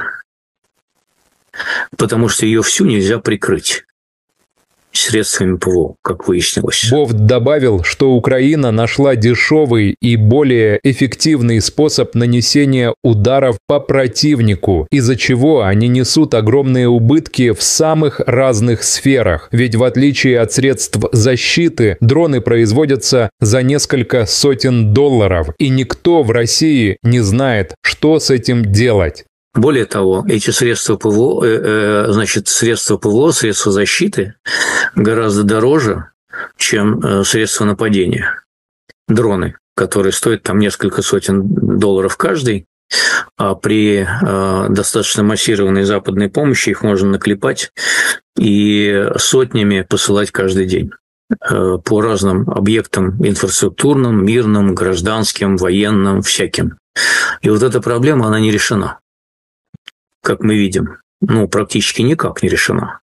Удары, которые начались, на минуточку, всего лишь в 1923 году, прилетел первый дрон на Кремль, с тех пор эти удары только наращиваются. И эта проблема до сих пор не решена. Более того, я уверен, что ее не решите созданием никакой буферной зоны, потому что эту буферную зону надо будет создавать до Польши, до границы Польши с Венгрией там, и так далее.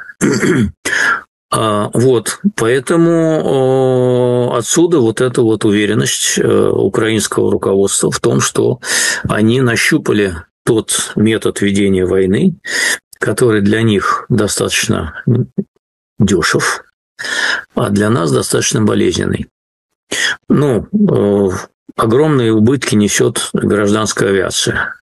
Вот еще несколько месяцев наращивания таких ударов, и у нас гражданское авиасообщение на европейской территории будет парализовано.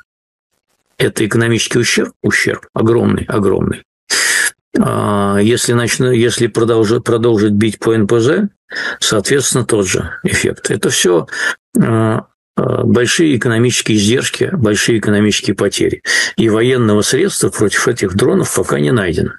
В идеале, конечно, Израиль мог накрыть свою маленькую страну этим самым железным куполом, который и то пропускает удары. А там насыщенность гораздо больше. Соответственно, прикрыть всю территорию России каким-то лазерным оружием – это задача достаточно отдаленного будущего и очень дорогостоящая. Но мне тоже не нравится, что к нам вглубь прилетают. И я жду, когда мы наконец примем системное решение.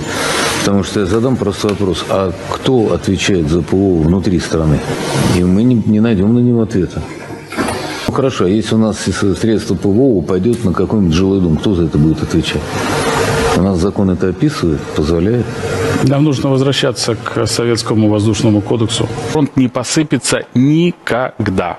Потому что мы перешли на новый этап ведения боевых действий. Он заключается в том, что раньше можно было совершить прорыв обороны и выйти на оперативный простор. То есть ты в тыл мог войти и дальше. Сейчас это технически сделать нельзя. Почему? Сейчас штурмующие подразделения идут 2, 3, 5 человек.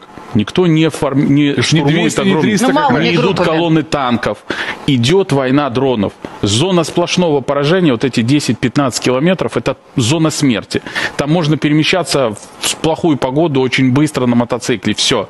И противник сейчас наладил производство дронов в Прибалтике, в Европе, защищен от наших ударов. И в их понимании этот процесс не остановится никогда. Потому что на $1 миллион можно сделать там сотни тысяч дронов. Это не снаряды, это совершенно другие деньги. Операторы дронов несут очень маленькие потери. Человек, который сидит в подвале, 18-летний, умеет делать джойстиком, на дистанции 30 километров у него зона сплошного поражения. Дроны залетают. Поэтому ему что, в тыл стрелять, прорваться, что тогда вперед.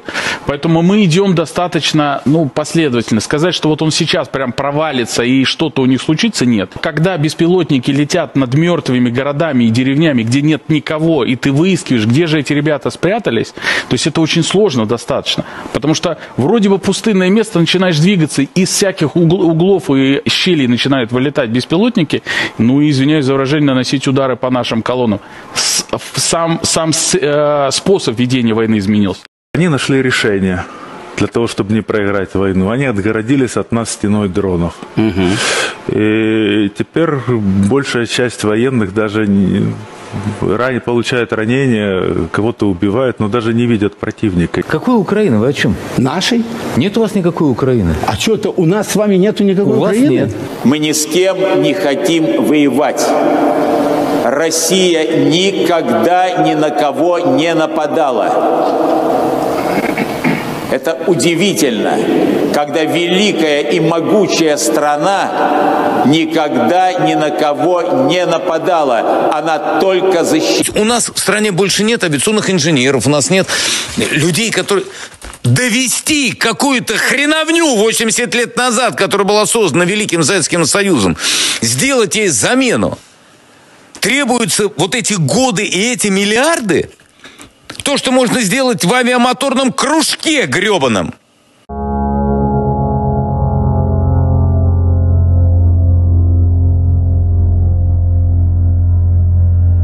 Откровенно говоря, дефицит и нечем, особо крыть-то, в общем-то. Начала нарастать дыра, связанная со снижением дохода.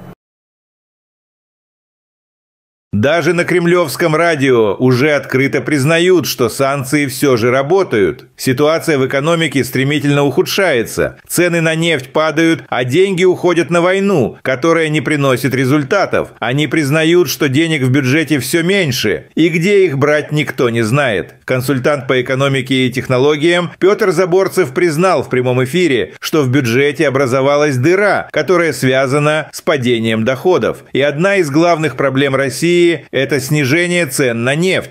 Ситуация действительно усложняется. Уже в начале года стало понятно, что федеральный бюджет в тех параметрах, которые он заложен в рамках закона в прошлом году на этот год, не исполняется, то есть в нем начала нарастать дыра, связанная со снижением дохода. Сейчас, когда динамика цен на нефть, от которой мы очень сильно зависит бюджет, показывает, что она намного ниже, чем та цена, которая заложена в бюджет, стало понятно, что доходов, особенно нефтегазовых, будет меньше.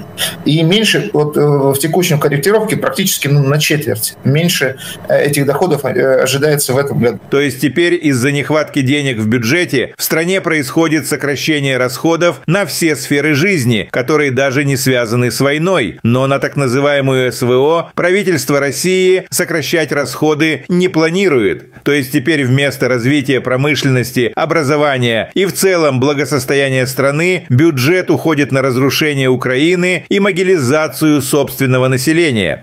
В целом, я еще раз говорю, ситуация усложняется. Действительно, конъюнктура внешне не располагает. Можно ли говорить о том, что в перспективе возможно сокращение расходов бюджета? Дело в том, что, Иван, сокращение расходов бюджета уже идет. Оно идет уже несколько лет, оно связано с специальной военной операцией. Дело в том, что динамика расходов, она не сильно меняется, а вот доля, значит, расходов на оборону, национальную оборону в ней резко растет. Это значит, что другие расходы сокращаются и перераспределяются, значит, расходы в пользу обороны. То есть они прямо признают, что Путину важнее не развивать свою страну, а вести захватническую войну против другого государства, наращивая при этом российские кладбища. А дыру в бюджете закрыть просто нечем. Откровенно говоря, дефицит и нечем, ну, как бы особо крыть, в общем-то. То есть внешние займы закрыты, по большому счету. Внутренний займ – это в основном только сам у себя, потому что основа финансового сектора – это госбанки. Вот. А ликвидная часть фонда национального благосостояния, она потихонечку... То есть сам-то фонд, он нормальный еще, а вот ликвидная его часть в виде денег, она вот уже практически в 2 раза сократилась, 2,5 или с начала специальной военной операции, и вот сейчас она даже меньше, чем мы использовали в прошлом году. То есть, по словам эксперта, в их фонде национального благосостояния уже практически не осталось денег, и остаток там меньше, чем оттуда взяли в прошлом году, а это значит, что до конца года деньги полностью закончатся. Я думаю, что нам с вами, как вот обывателям, да, людям, которые участвуют в экономической жизни, куда, значит, чувствительнее, чем вот эти вот бюджетные дрязги, будет в целом сокращение экономической динамики в этом году. Дело в том, что с учетом жесткой денежно-кредитной политики и нормализации, ну, то есть, по большому счету, снижения расходов не на оборонные отрасли, мы можем увидеть в этом году торможение.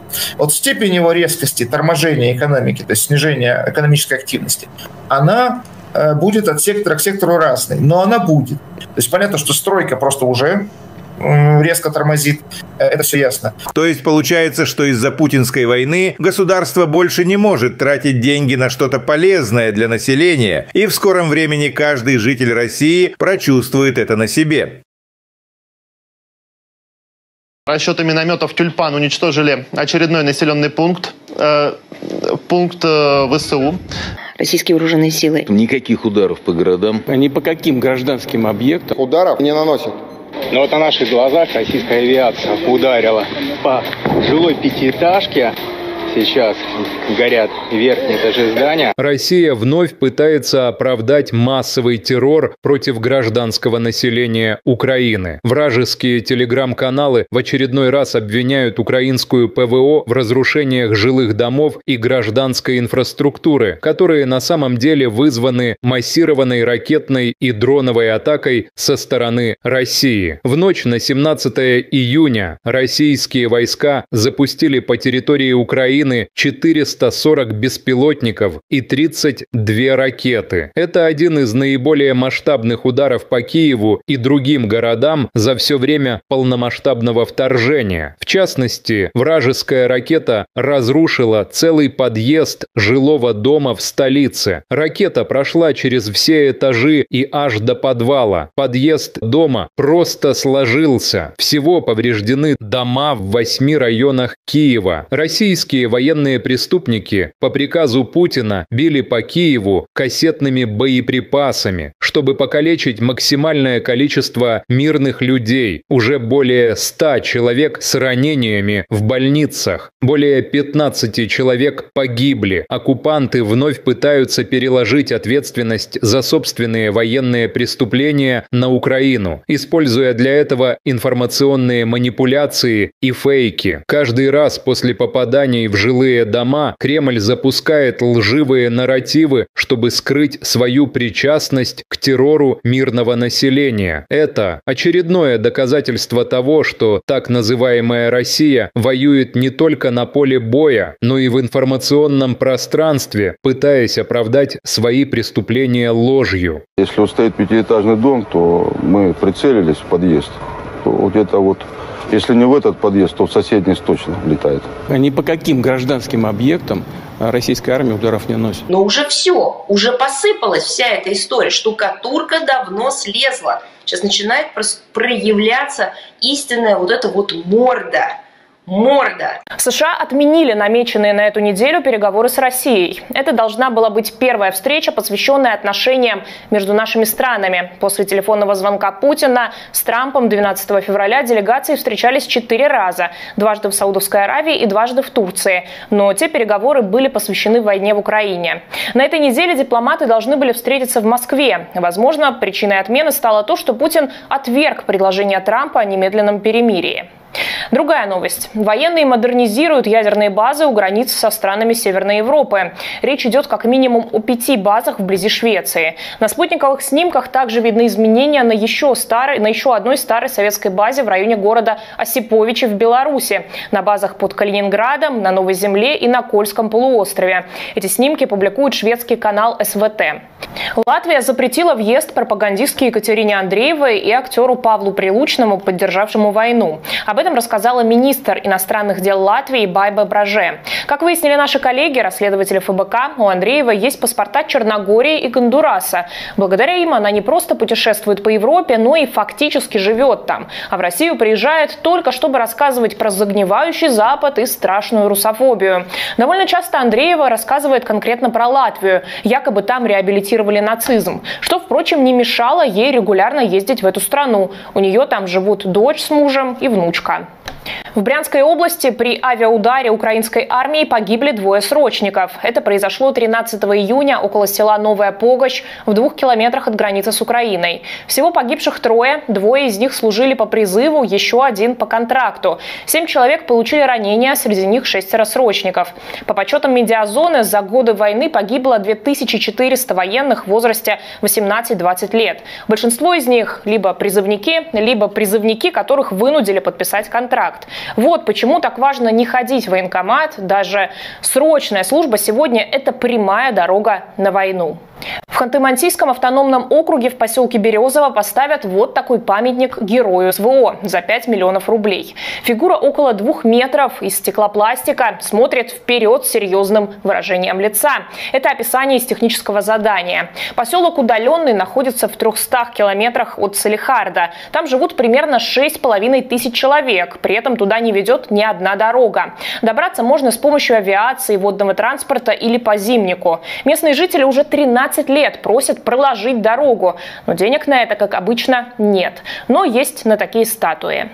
В Белгородской области на Авито появились объявления о продаже систем радиоэлектронной борьбы с дронами. Причем это системы, которые раздали муниципалитетам для защиты жителей. Об этом рассказал губернатор Гладков.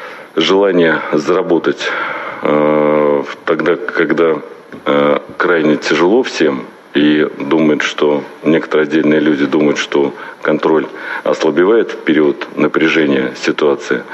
Я хотел бы до конца здесь разобраться. Номер серийный у нас есть. То, что выставлено было на Авито, мы это видим. Вот, мне нужно визуальное подтверждение всех единиц, где они находятся. Белгородские власти потратили около миллиарда рублей на систему защиты от беспилотников. И теперь стало понятно, почему они не справляются со своей задачей. Их просто воруют и продают. В Сочи бушует шторм с ливнями и градом. Непогода началась еще вчера. Затопило несколько районов города, реки вышли из берегов, а в горах выпал снег. Упавшие деревья повредили электрические сети, так что многие дома остались без света. Вода залила подвалы и парковки. Все городские пляжи закрыты для посещения. Городские службы перешли на усиленный круглосуточный режим работы. По прогнозам синоптиков, такая погода продлится до завтрашнего дня. Посмотрите видео от местных жителей. Река Ира вышла из берегов. Ира, смотри, тихо, бревно. Бревно, да, сейчас объедем. Тихо, тихо. Ирка сбушевалась, блин. Новость из Москвы. Суперджет авиакомпании «Азимут» при взлете потерял капот правого двигателя. Самолет летел из Внуково в Батуми, и при взлете у него оторвало несколько деталей. Двигатель оказался частично оголен. Экипажу об этом сообщил авиадиспетчер, и пилот принял решение вернуться в аэропорт. Самолет около часа кружил в зоне ожидания, чтобы выработать топливо, а потом благополучно приземлился. К счастью, никто не пострадал. Фрагменты капота нашли на взлетной полосе. Это уже не первый подобный инцидент с суперджетами этой авиакомпании. 2 года назад при вылете из Минеральных вод у другого самолета оторвались створки левого двигателя. Ну и вообще, после начала войны и санкций российские суперджеты часто попадают в новости из-за технических проблем. В 2024 году журналисты зафиксировали 102... Как могут спокойно ходить по земле русские люди, которые опозорили великую авиационную индустрию? Родина Антонова, Туполева, Сухого, Микояна, Гуревича. И вот сейчас появляется кто-то и говорит, что ну там сюда миллиарды, туда миллиарды. Не получилось. Дипломы аннулировать. Вы не авиационные инженеры, вы не конструкторы. Вы позор народа. Вы страну опозорили.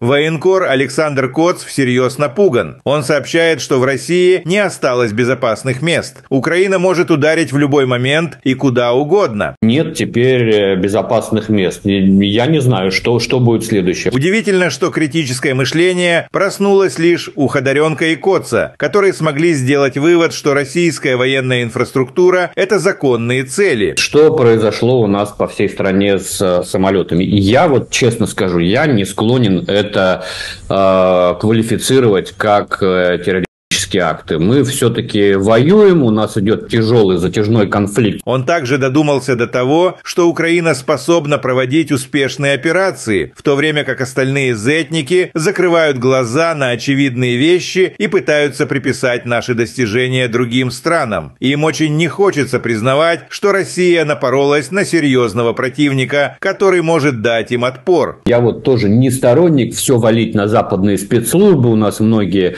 очень уважаемые авторитетные эксперты сегодня говорят, это не украинцы сделали, это там Ми-6, это Моссад, это ЦРУ. Слушайте, давайте не будем тоже из нашего противника, тяжелого противника, с которым мы воюем на земле, делать какую-то глупую обезьяну, которая сама без кураторов Ми-6 или Моссада ни на что не способна. Это не так.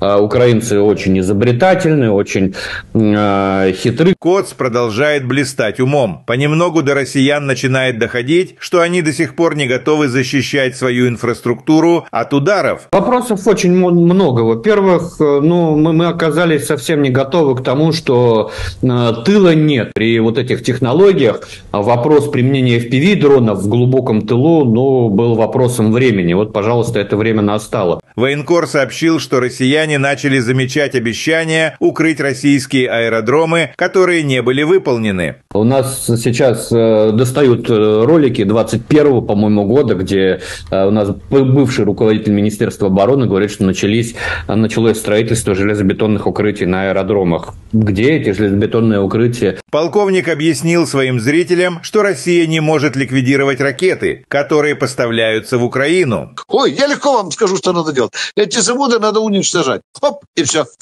Кнопку нажал, баронец, ракета полетела, заводика нет, да? А почему же не уничтожаются?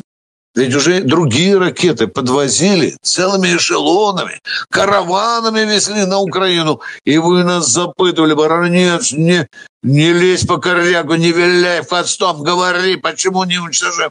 Я отвечал честно и прямо. Или не можем, или нет команды. Второе, мне кажется, смешным. Такого не бывает. Далее зетник объяснил, что российская разведка и близко не сравнится с украинской. Странно, что в России еще никто не догадался, что российские спецслужбы должны быть заняты раскрытием секретных операций, а не преследованием россиян за плохие высказывания в сторону Путина. Я чрезвычайно уважаю разведку. Я когда-нибудь поговорю, мы можем ее хвалить. Это доблестнейшие люди. Это в какой-то мере для меня разведка такая святая структура. Но ведь прокол уже вагон и маленькая тележка, да? Начинаешь с того, что как были просчитаны возможные результаты начала специальной военной операции, а потом дальше. А потом мы вдруг стали думать, чесать репу, что у нас нету разведывательных структур на территории Украины. Да. А тут, в России, как в шею бездомной собаки, этих вот самых разведчиков, завербованных специальной службой безпеки Украины. Это же правда. Ну, согласитесь, что тут Украина очень сильно постаралась, а теперь мы волосы на голове рвем. Говорят, пушки вместо масла – это плохо, а если ракеты вместо масла? Или история о том, как кончилось там масло дофига? Путин перестраивается на позиции Золотой Орды или хана Кучума. Ну, что тут скажешь? Если Господь хочет наказать державу, он ее лишает разума. В стратегическом плане Владимир Владимирович Путин очень успешно загнал Россию головой в солдатский сапог или валенок. И мы там сейчас лежим и, соответственно, наслаждаемся запахом. Судя по всему, так называемая СВО постепенно превращается в России в СЭО – специальную экономическую операцию. За январь-апрель в России впервые по сравнению с 2021 годом существенно упало производство продовольствия. В годовом измерении показатели по так называемой большой продовольственной тройке: сахара меньше на 32,3%, масла меньше на 15,5%, муки меньше на 7,8%. Причем падают не только общие годовые показатели, но и характеризующие производство в определенный период времени. Например, в апреле на РФ было произведено на 35 тысяч тонн сахара меньше, чем в тот же период годом ранее, меньше на 108 тысяч тонн масла и на 72 тысячи тонн меньше пшеничной и пшенично-ржаной муки, соответственно. Замечаете ли вы в последнее время снижение уровня жизни? Да, значительное снижение. Товары дороже, особенно продукты. А пенсия, извините, не очень растет. Все дорожает. Повышения нет, стоим на месте. Да все подорожало, особенно ЖКХ подорожало и продукты питания. Снижение, да, все 100% уровня жизни.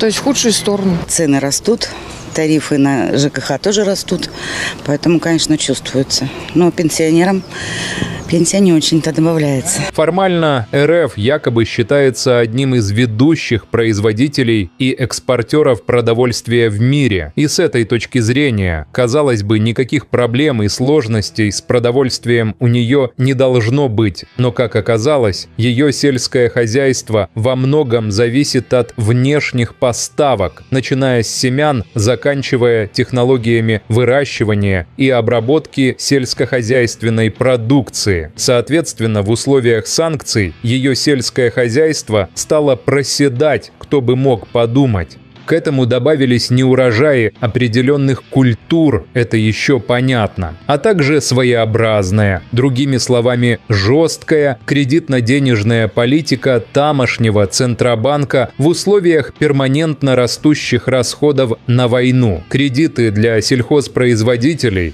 попросту говоря, стали недоступными, начали существенно усыхать или вообще прекращаться разнообразные программы поддержки села. Например, на сегодняшний день производство масла на РФ перестало быть прибыльным и сейчас шатается у так называемой точки рентабельности, уверенно пытаясь наклониться именно в сторону минуса. Нам рассказывали долгие годы, как Путин, Медведев, силовики с единороссами выгнали из России западные компании, концерны, значит, все эти General Motors, Hyundai, Honda, Mercedes, BMW, Caterpillar, все, что можно было, выгнали и спасли Россию от оккупации, от разбазаривания ресурсов. Вспомните, Путин еще в декабре на прямой линии рассказывал, что если бы он знал, что война будет длиться не 3 дня, а 3 года, пошел бы он этот шаг, И он сказал, что, конечно, бы пошел, потому что, скажем так, если бы не пошли на войну, то, соответственно, Россия бы там деградировала, утрачивала суверенитет и стала бы сырьевой колонией Запада. Вот теперь оказывается, что мы вот такую многоходовочку решили провернуть и обратно готовы, говорит, забирайте все, что хотите, все недра, только снимайте санкции, верните наши дворцы и замки, сделайте нас снова рукопожатными, чтобы нам не предъявляли за обнуление Конституции, там, узурпацию власти, фальсификацию выборов и политические репрессии. Как в деревне-то дела в целом обстоят? Что у вас производство-то есть какие? Никакого нет. Раньше был колхоз, был, все распадался, ничего нет. Российское сельское хозяйство на подъеме.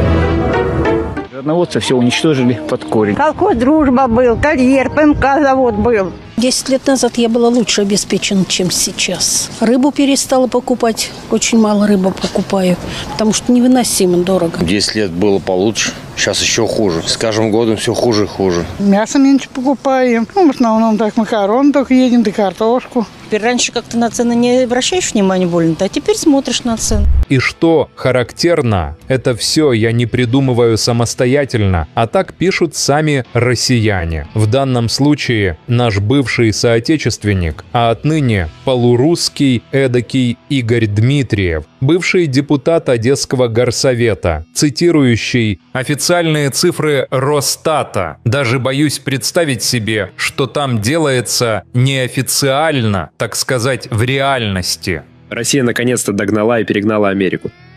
Цены на многие продукты в Москве оказались существенно выше, чем в Нью-Йорке. Просто сравните эти цифры. Разница составила десятки, а на некоторые продукты и сотни рублей. Что-то оказалось все-таки немного дешевле. Но инфляция в России в прошлом году составила почти 10%, а в США оказалась ниже 3%. Так что скоро и здесь Америку перегоним.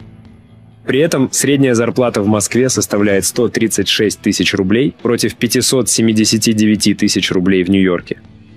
Получается, что москвичи, зарабатывая в 4 с лишним раза меньше, чем нью-йоркцы, вынуждены на еду тратить гораздо больше. Для того, чтобы было хорошо 140 миллионов, нужно, чтобы война кончилась. Потому что война загоняет эти 140 миллионов в совершенно ужасающее будущее.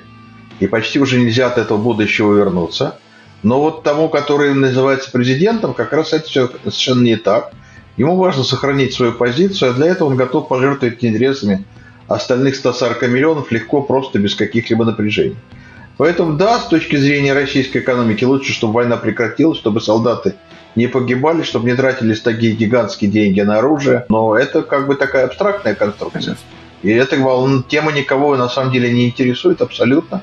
Всех интересует в России только как удержаться в вертикали власти, как делать, чтобы президент тебя любил. Поэтому все подыгрывают президенту, а президенту нужна война, это гарантия его власти. Поэтому все, что происходит, означает разрушение экономики России, уничтожение ее будущего.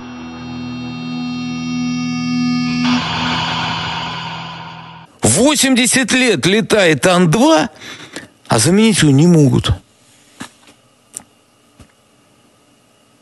И в апреле 25 года с УЗГА подписан контракт на доработку опытных образцов. А проблемы с конструкцией устраняются. Директор Сибне Владимир Барсук подтвердил, что проект не замораживает, но сертификация может затянуться. Я надеюсь, все эти люди уже арестованы. Я просто надеюсь, что уже вовсю Минпромторг обратился к следственным органам. Я знаю господина Алиханова, очень профессиональный, очень жесткий, очень грамотный управленец. Я уверен, что он это не потерпит. Полковник Михаил Тимошенко открыто заявил: у России нет денег даже на восстановление городов, которые она сама же сравняла с землей. В качестве примера он привел Мариуполь, якобы восстановленный, но на деле лишь картинка для телевидения. Разбирая иллюзии Z-патриотов, Тимошенко делает вывод: все, к чему прикасается Россия, в итоге обращается в руины, будь то чужая территория или собственная страна. Экономисты подтверждают: Россия теряет колоссальные доходы от нефти и газа, а людям придется готовиться к тяжелым временам. Военблогер Максим Калашников заявляет прямо: все разговоры о том, что все идет по плану, ложь. Даже сторонники войны признают, Россия катится к краху. Об этом же говорит и Баглаев. В стране снижают зарплаты, а народ, как будто в спячке, продолжает твердить, что их все устраивает. Вот Мариуполь как. Вот Мариуполь, так посмотришь, прям картинка. А люди уже живут так же, как, допустим, в Казани. Нет еще пока. А почему мы не стали восстанавливать Азовсталь? Вопрос в воздухе. Значит, денег не хватило. И сил специализированных, которые восстанавливают подобное производство. Какой заводище-то был. Ну, а теперь посмотрим дальше. А если мы, допустим, вот действительно просунемся куда-нибудь вглыбь, возьмем Харьков, Днепропетровск, Николаев, про Одессу не говорю пока. Там восстанавливать ничего не надо. Какие деньжищи? Пупок не развяжется? Кто-нибудь задумывался об этом? Не-а. А это вопрос. Сейчас, когда динамика цен на нефть, от которой мы очень сильно зависит бюджет, показывает, что она намного ниже, чем та цена, которая заложена в бюджет, стало понятно, что доходов, особенно нефтегазовых, будет меньше. И меньше вот в текущем корректировке практически на четверть. Меньше этих доходов ожидается в этом году. Несмотря на все эти бодрые заявления о том, что все нормально, все идет вперед, побеждаем, нет, ребята, к сожалению, обстановка очень плохая. Я давно уже забыл, пропуская мимо ушей слова о невиданном экономическом росте, все даже официально он прекратился, а о том, что у нас там по паритету какому-то покупательной способности четвертая экономика мира, нельзя не видеть того, что сейчас происходит в тылу, именно в экономике. Наступает лавинообразный процесс по кризису платежей, то производство у нас начинает падать, ВВП падать, и в первую очередь падает производство с высокой добавленной стоимостью. Как правило, начинается с того, что у тебя не хватает сбыта продукции, и у тебя начинаются проблемы с ликвидностью и с финансовыми потоками. В этой ситуации первое, на чем приходится экономить, других вариантов нету, это снижение уровня заработной платы трудящихся. Ты их 3 года собирал, готовил, учил, их не хватало токарей, сварщиков, слесарей. И вот, а теперь ты говоришь, 4-дневка, неоплачиваемый отпуск и все остальное.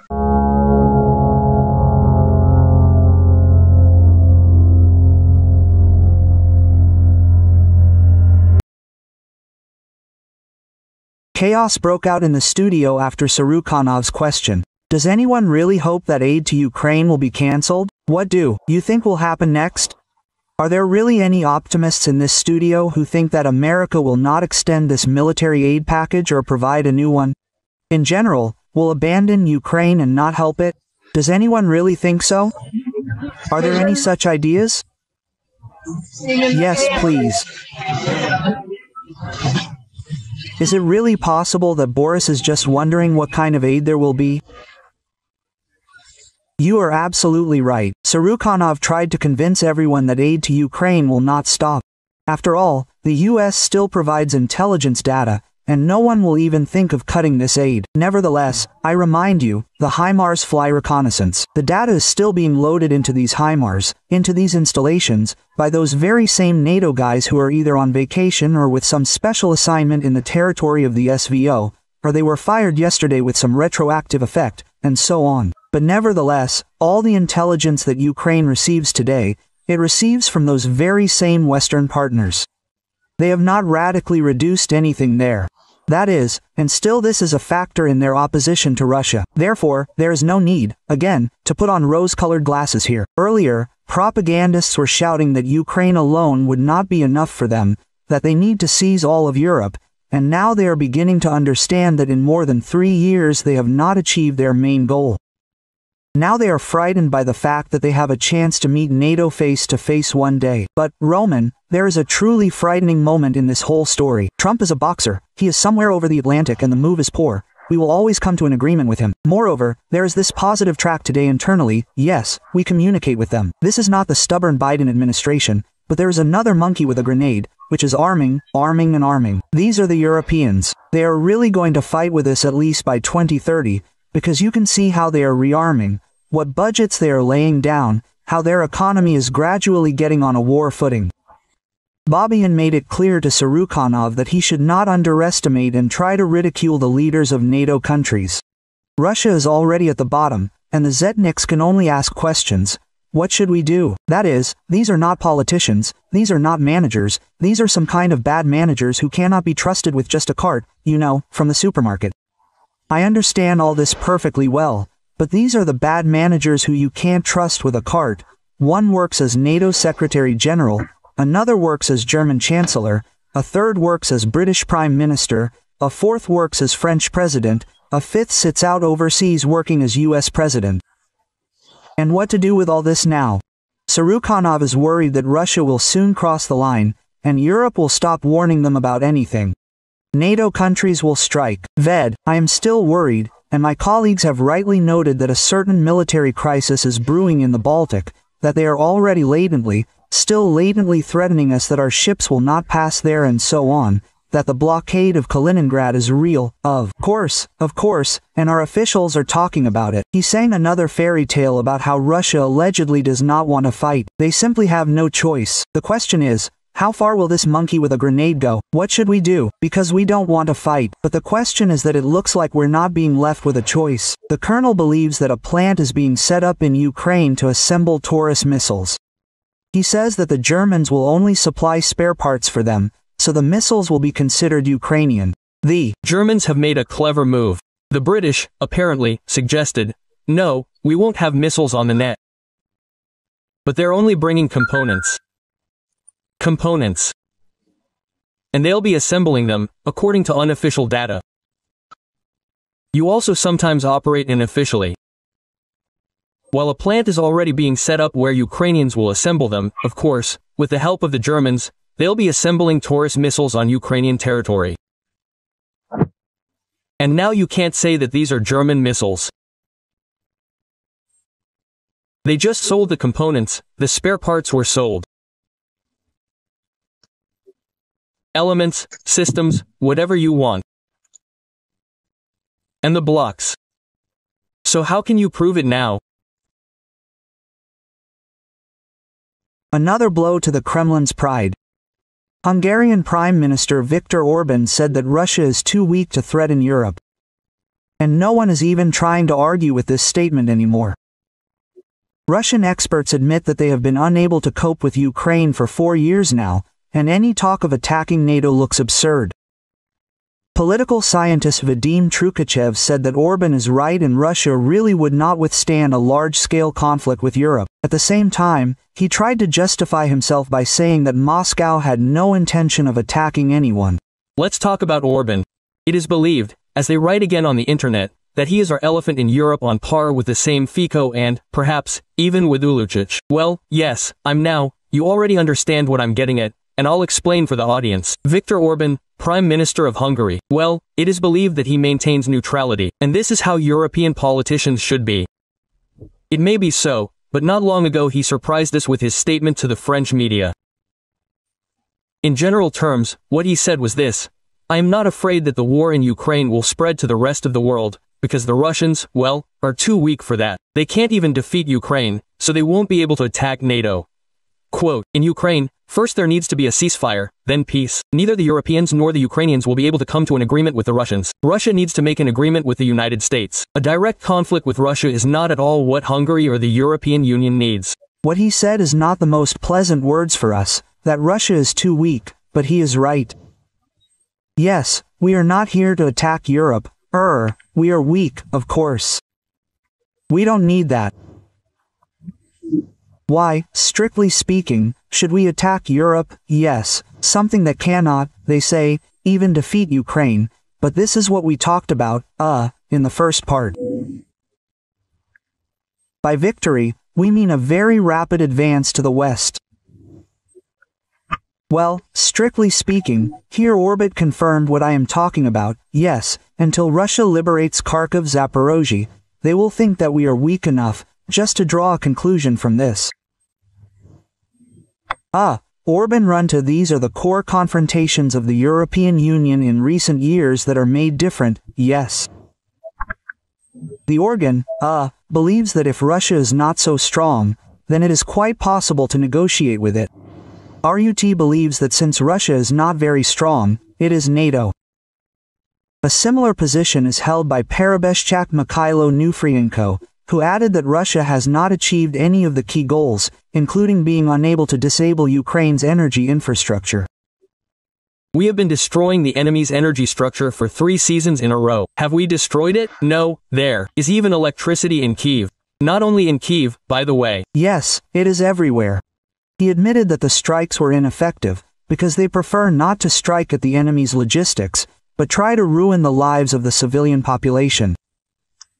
We understand that the military-industrial complex enterprises and everything related to the war are supplied with electricity first.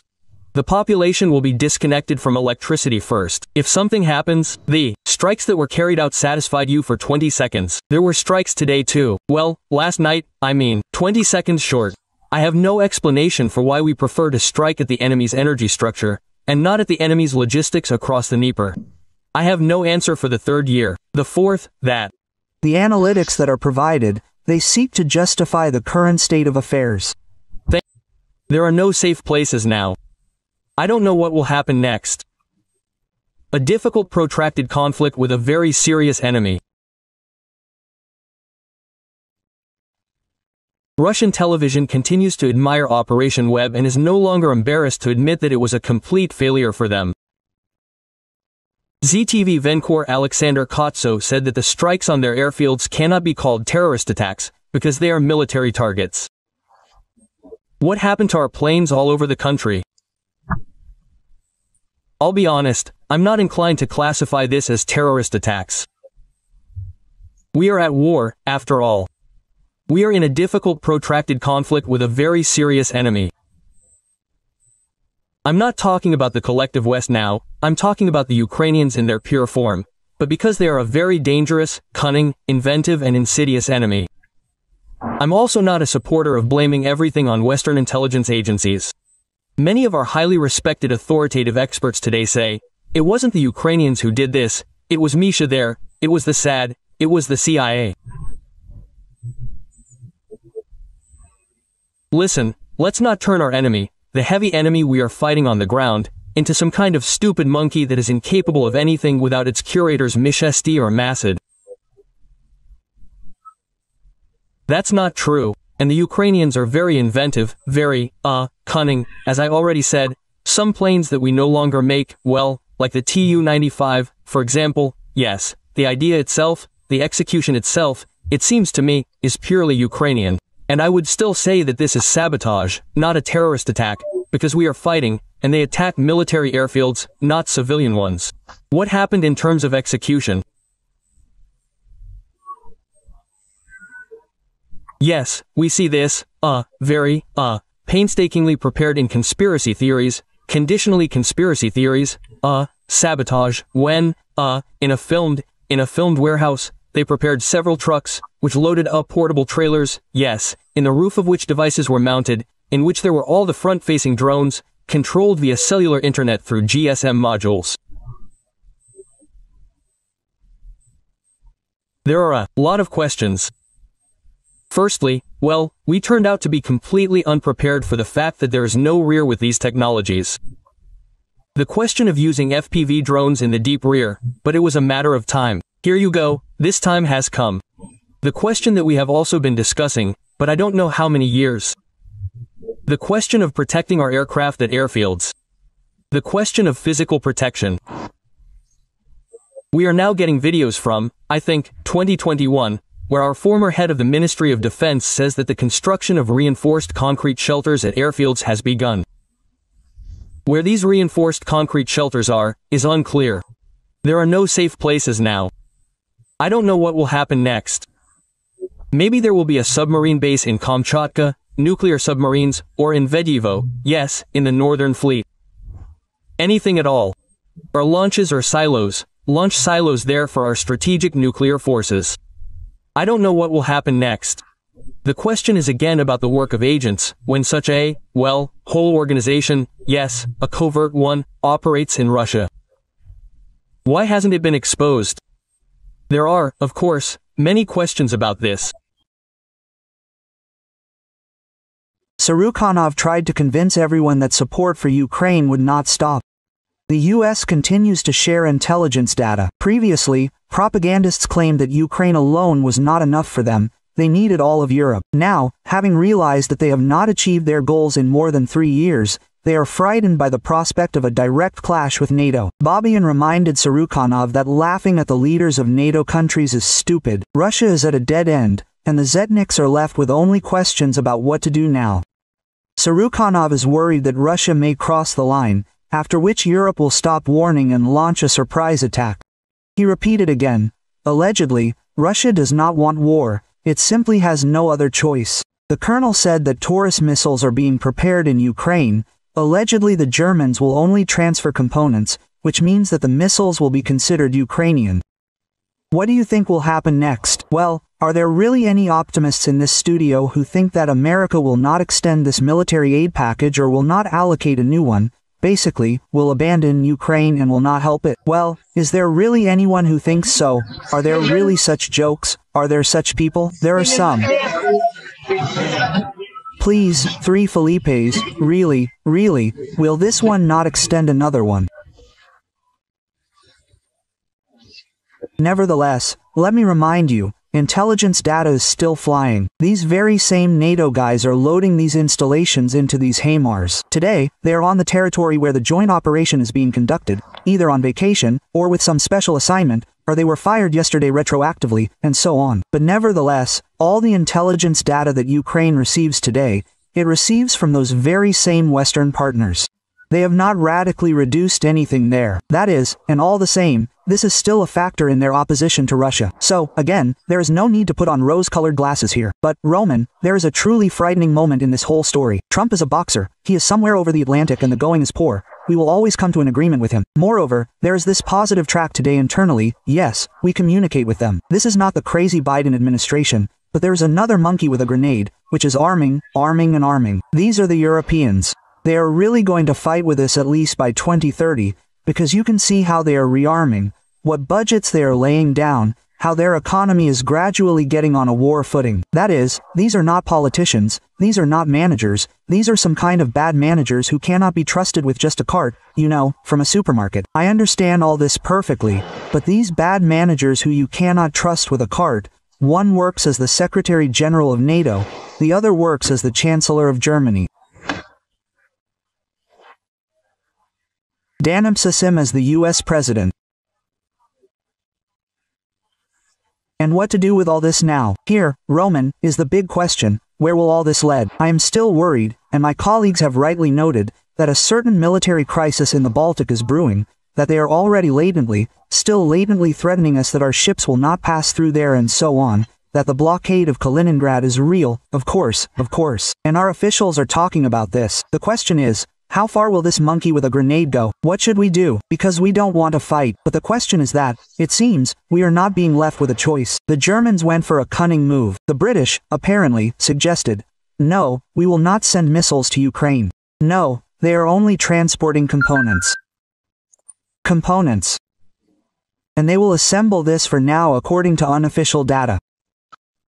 You also sometimes operate unofficially. While a plant is already being created, where Ukrainians will assemble, of course, with the help of the Germans, they will assemble Tauruses on the territory of Ukraine. And now it is impossible to say that these are German missiles. They simply sold, component parts, spare parts were sold, elements, systems, whatever you want. Well, and blocks. Well, how now? How will you prove it? And what to do with those we free? Can you imagine what kind of enemy agents we will acquire? This has never happened before. Russian radio suddenly announced that they do not need to seize Ukraine after all. After so many years, it is obvious to everyone that Russia does not have the strength to achieve its goals. Because of this, propagandists received a new task, namely, to convince the people that they need the entire territory of Ukraine, because they do not have the money to restore the destroyed cities. Russian military experts and colonels said that viewers are demanding new victories and conquests. But this turned out to be not so simple, because they have been brainwashing the people for years, and many are now demanding to go to the borders of 1939. And propaganda has to find an excuse and explain that this is still impossible. Are we going to take Ukraine? Please, Mikhail Vladimirovich, that is true. As soon as we broke through to the Dnipropetrovsk region, Viktor Nikolaevich and I were inundated with letters. Take and that's it, there's no point in arguing here. And we'll just talk, the difference is where to go. Basically, you could say, to the borders of 1939. That's it. Let's try to lay out the cards on the table, so to speak. First, the attitude of society. Well, the Ukrainians have shirkers, we have relaxers. Will they lay down their heads, yes, for this Ukraine or what? Got it. Thanks for the answer. And then the economy. Let's see what state the economy is in now. That is, state propaganda has just admitted that the Russians themselves no longer want to sacrifice their lives for the sake of territories. And they also said that they don't even have the money to restore the cities that were captured 3 years ago. And what can we say about new conquests? Mariupol. Like Mariupol, when you look at it, it's like a picture. And people already live the same way as, say, in Kazan. Not yet. And why didn't we restore Azovstal? It's up in the air. It means there wasn't enough money and specialized forces that restore such production. And what kind of plant was it? That is, they came to the territory of Ukraine, burned the cities, and now they say that they won't be able to restore all of this. What can I say? A real liberation.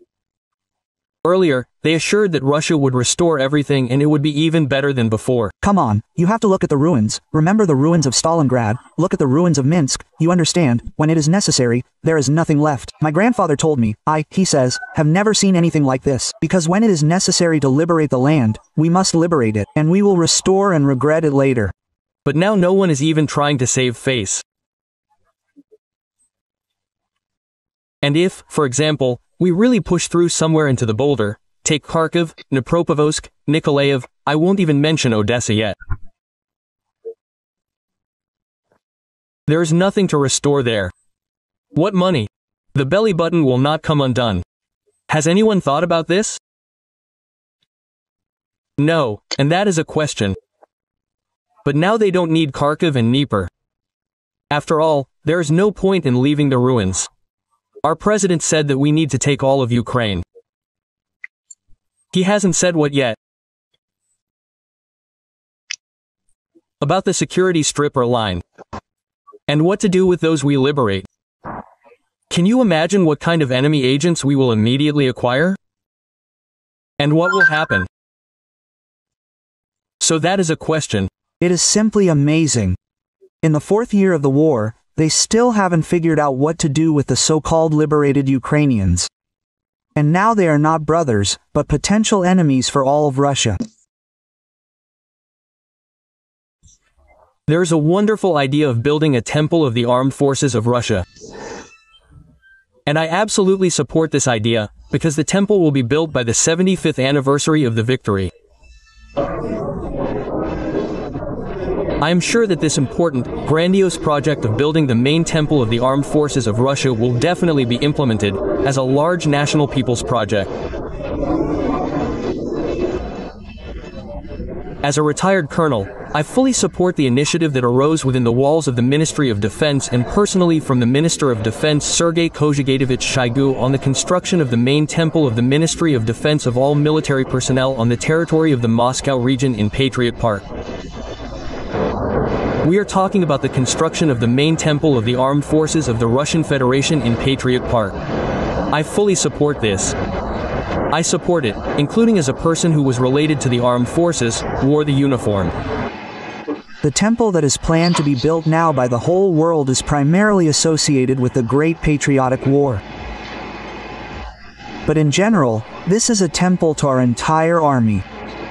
Building a temple has always been considered a sacred cause in Rus, and it is doubly sacred when it comes to our army, to people who are ready to sacrifice their lives, to shed blood for our fatherland. A wonderful idea to build a temple to the Russian army. A new initiative has appeared. Defense Minister Sergei Shoigu called on everyone to support the initiative to build a temple on the territory of the park. All this is done with voluntary donations, that is, with our money, with the money of those people who want to invest in this truly good cause. The Ministry of Defense, in my opinion, has done, perhaps, the main thing that has been missing over the past few years. I mean the beginning of the construction of a temple in the Patriot Park near Moscow, a temple dedicated to the entire Russian Christ-loving army. And I call on everyone who understands the meaning of this to take part in this. And I myself want to contribute to this common pot, to this common piggy bank for the construction of the temple. And in Patriot Park 500,000 rubles. I urge everyone to do as much as possible, within their capabilities, but with a pure soul. Russians have collected almost 2 billion rubles for the construction of the Temple of the Armed Forces. It is being built in Kubinka near Moscow with public money. Weapons that will become building materials. The military showed the captured arsenal of the Great Patriotic War, which will be used in the construction of the main temple of the armed forces. Yes, Sergei Shoigu himself said this, right? He said that captured German equipment from the Great Patriotic War has found a use in the armed forces.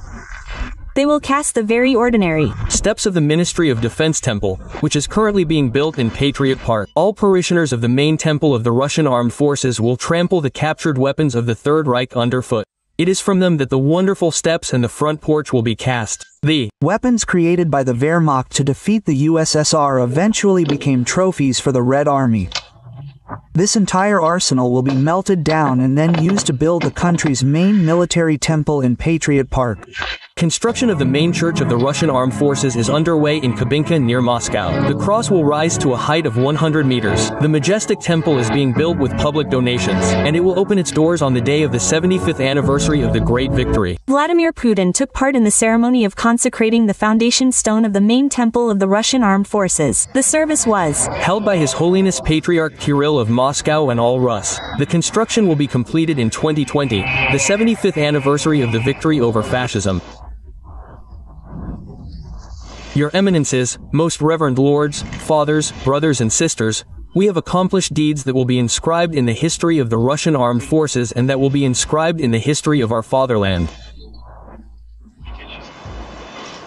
The foundation of a temple in honor of our victory has been laid. The head of state called the laying of the stone an important historical event in the spiritual life of Russia. Today, the first stone will be laid in the foundation of the Cathedral of the Resurrection of Christ. It will become the main temple of the armed forces, another symbol of the inviolability of our national traditions.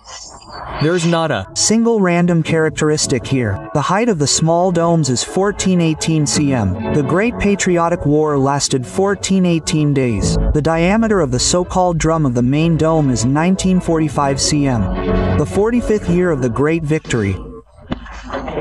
Colleagues, we will have the main temple of the armed forces of Russia.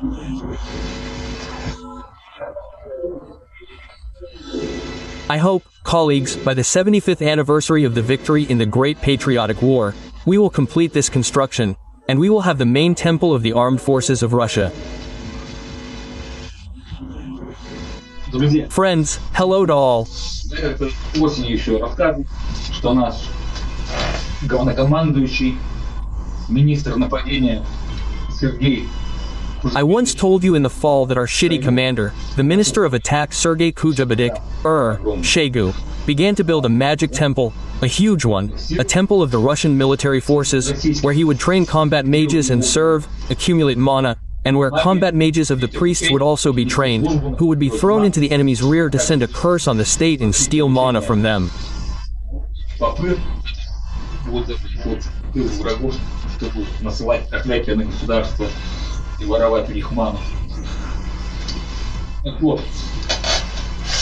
So, some details about this magical structure, the Universal Temple of the Russian Federation, have surfaced. In general, they decided to cast the steps to this temple from captured Wehrmacht equipment. From tanks. From tanks of armored vehicles. Maybe planes will go there too.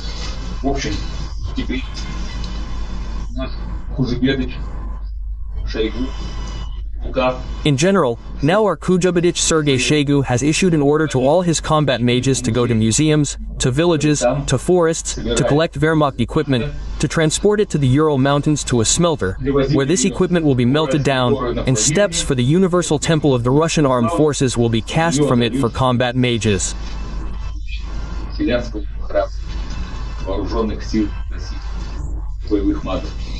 Well, accordingly, this is the first step of the step from Wehrmacht equipment. Then they, Kujabadich, will send their combat mages to the forest, where the battles of the Great Patriotic War took place, will make them dig up skeletons, skeletons of Wehrmacht soldiers. These bones, skeletons of Wehrmacht soldiers, they want to cover the floor with, well, like parquet.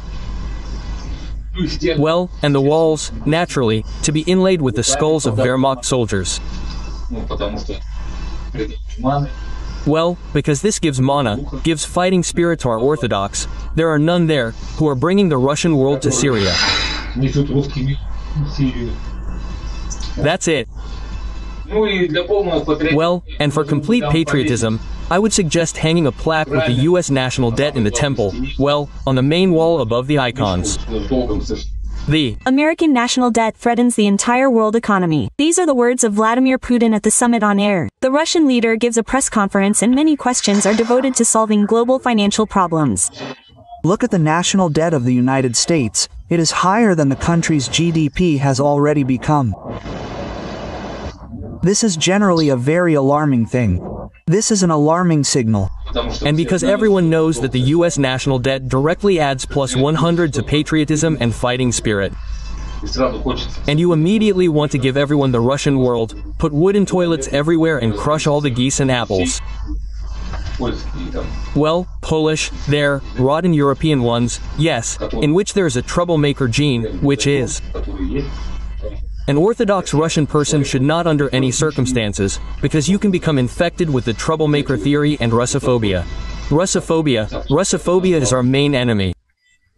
Perhaps the main change of this year was Russophobia, spreading to the world from America like an infectious disease. Russophobia, in fact, is a weapon that is used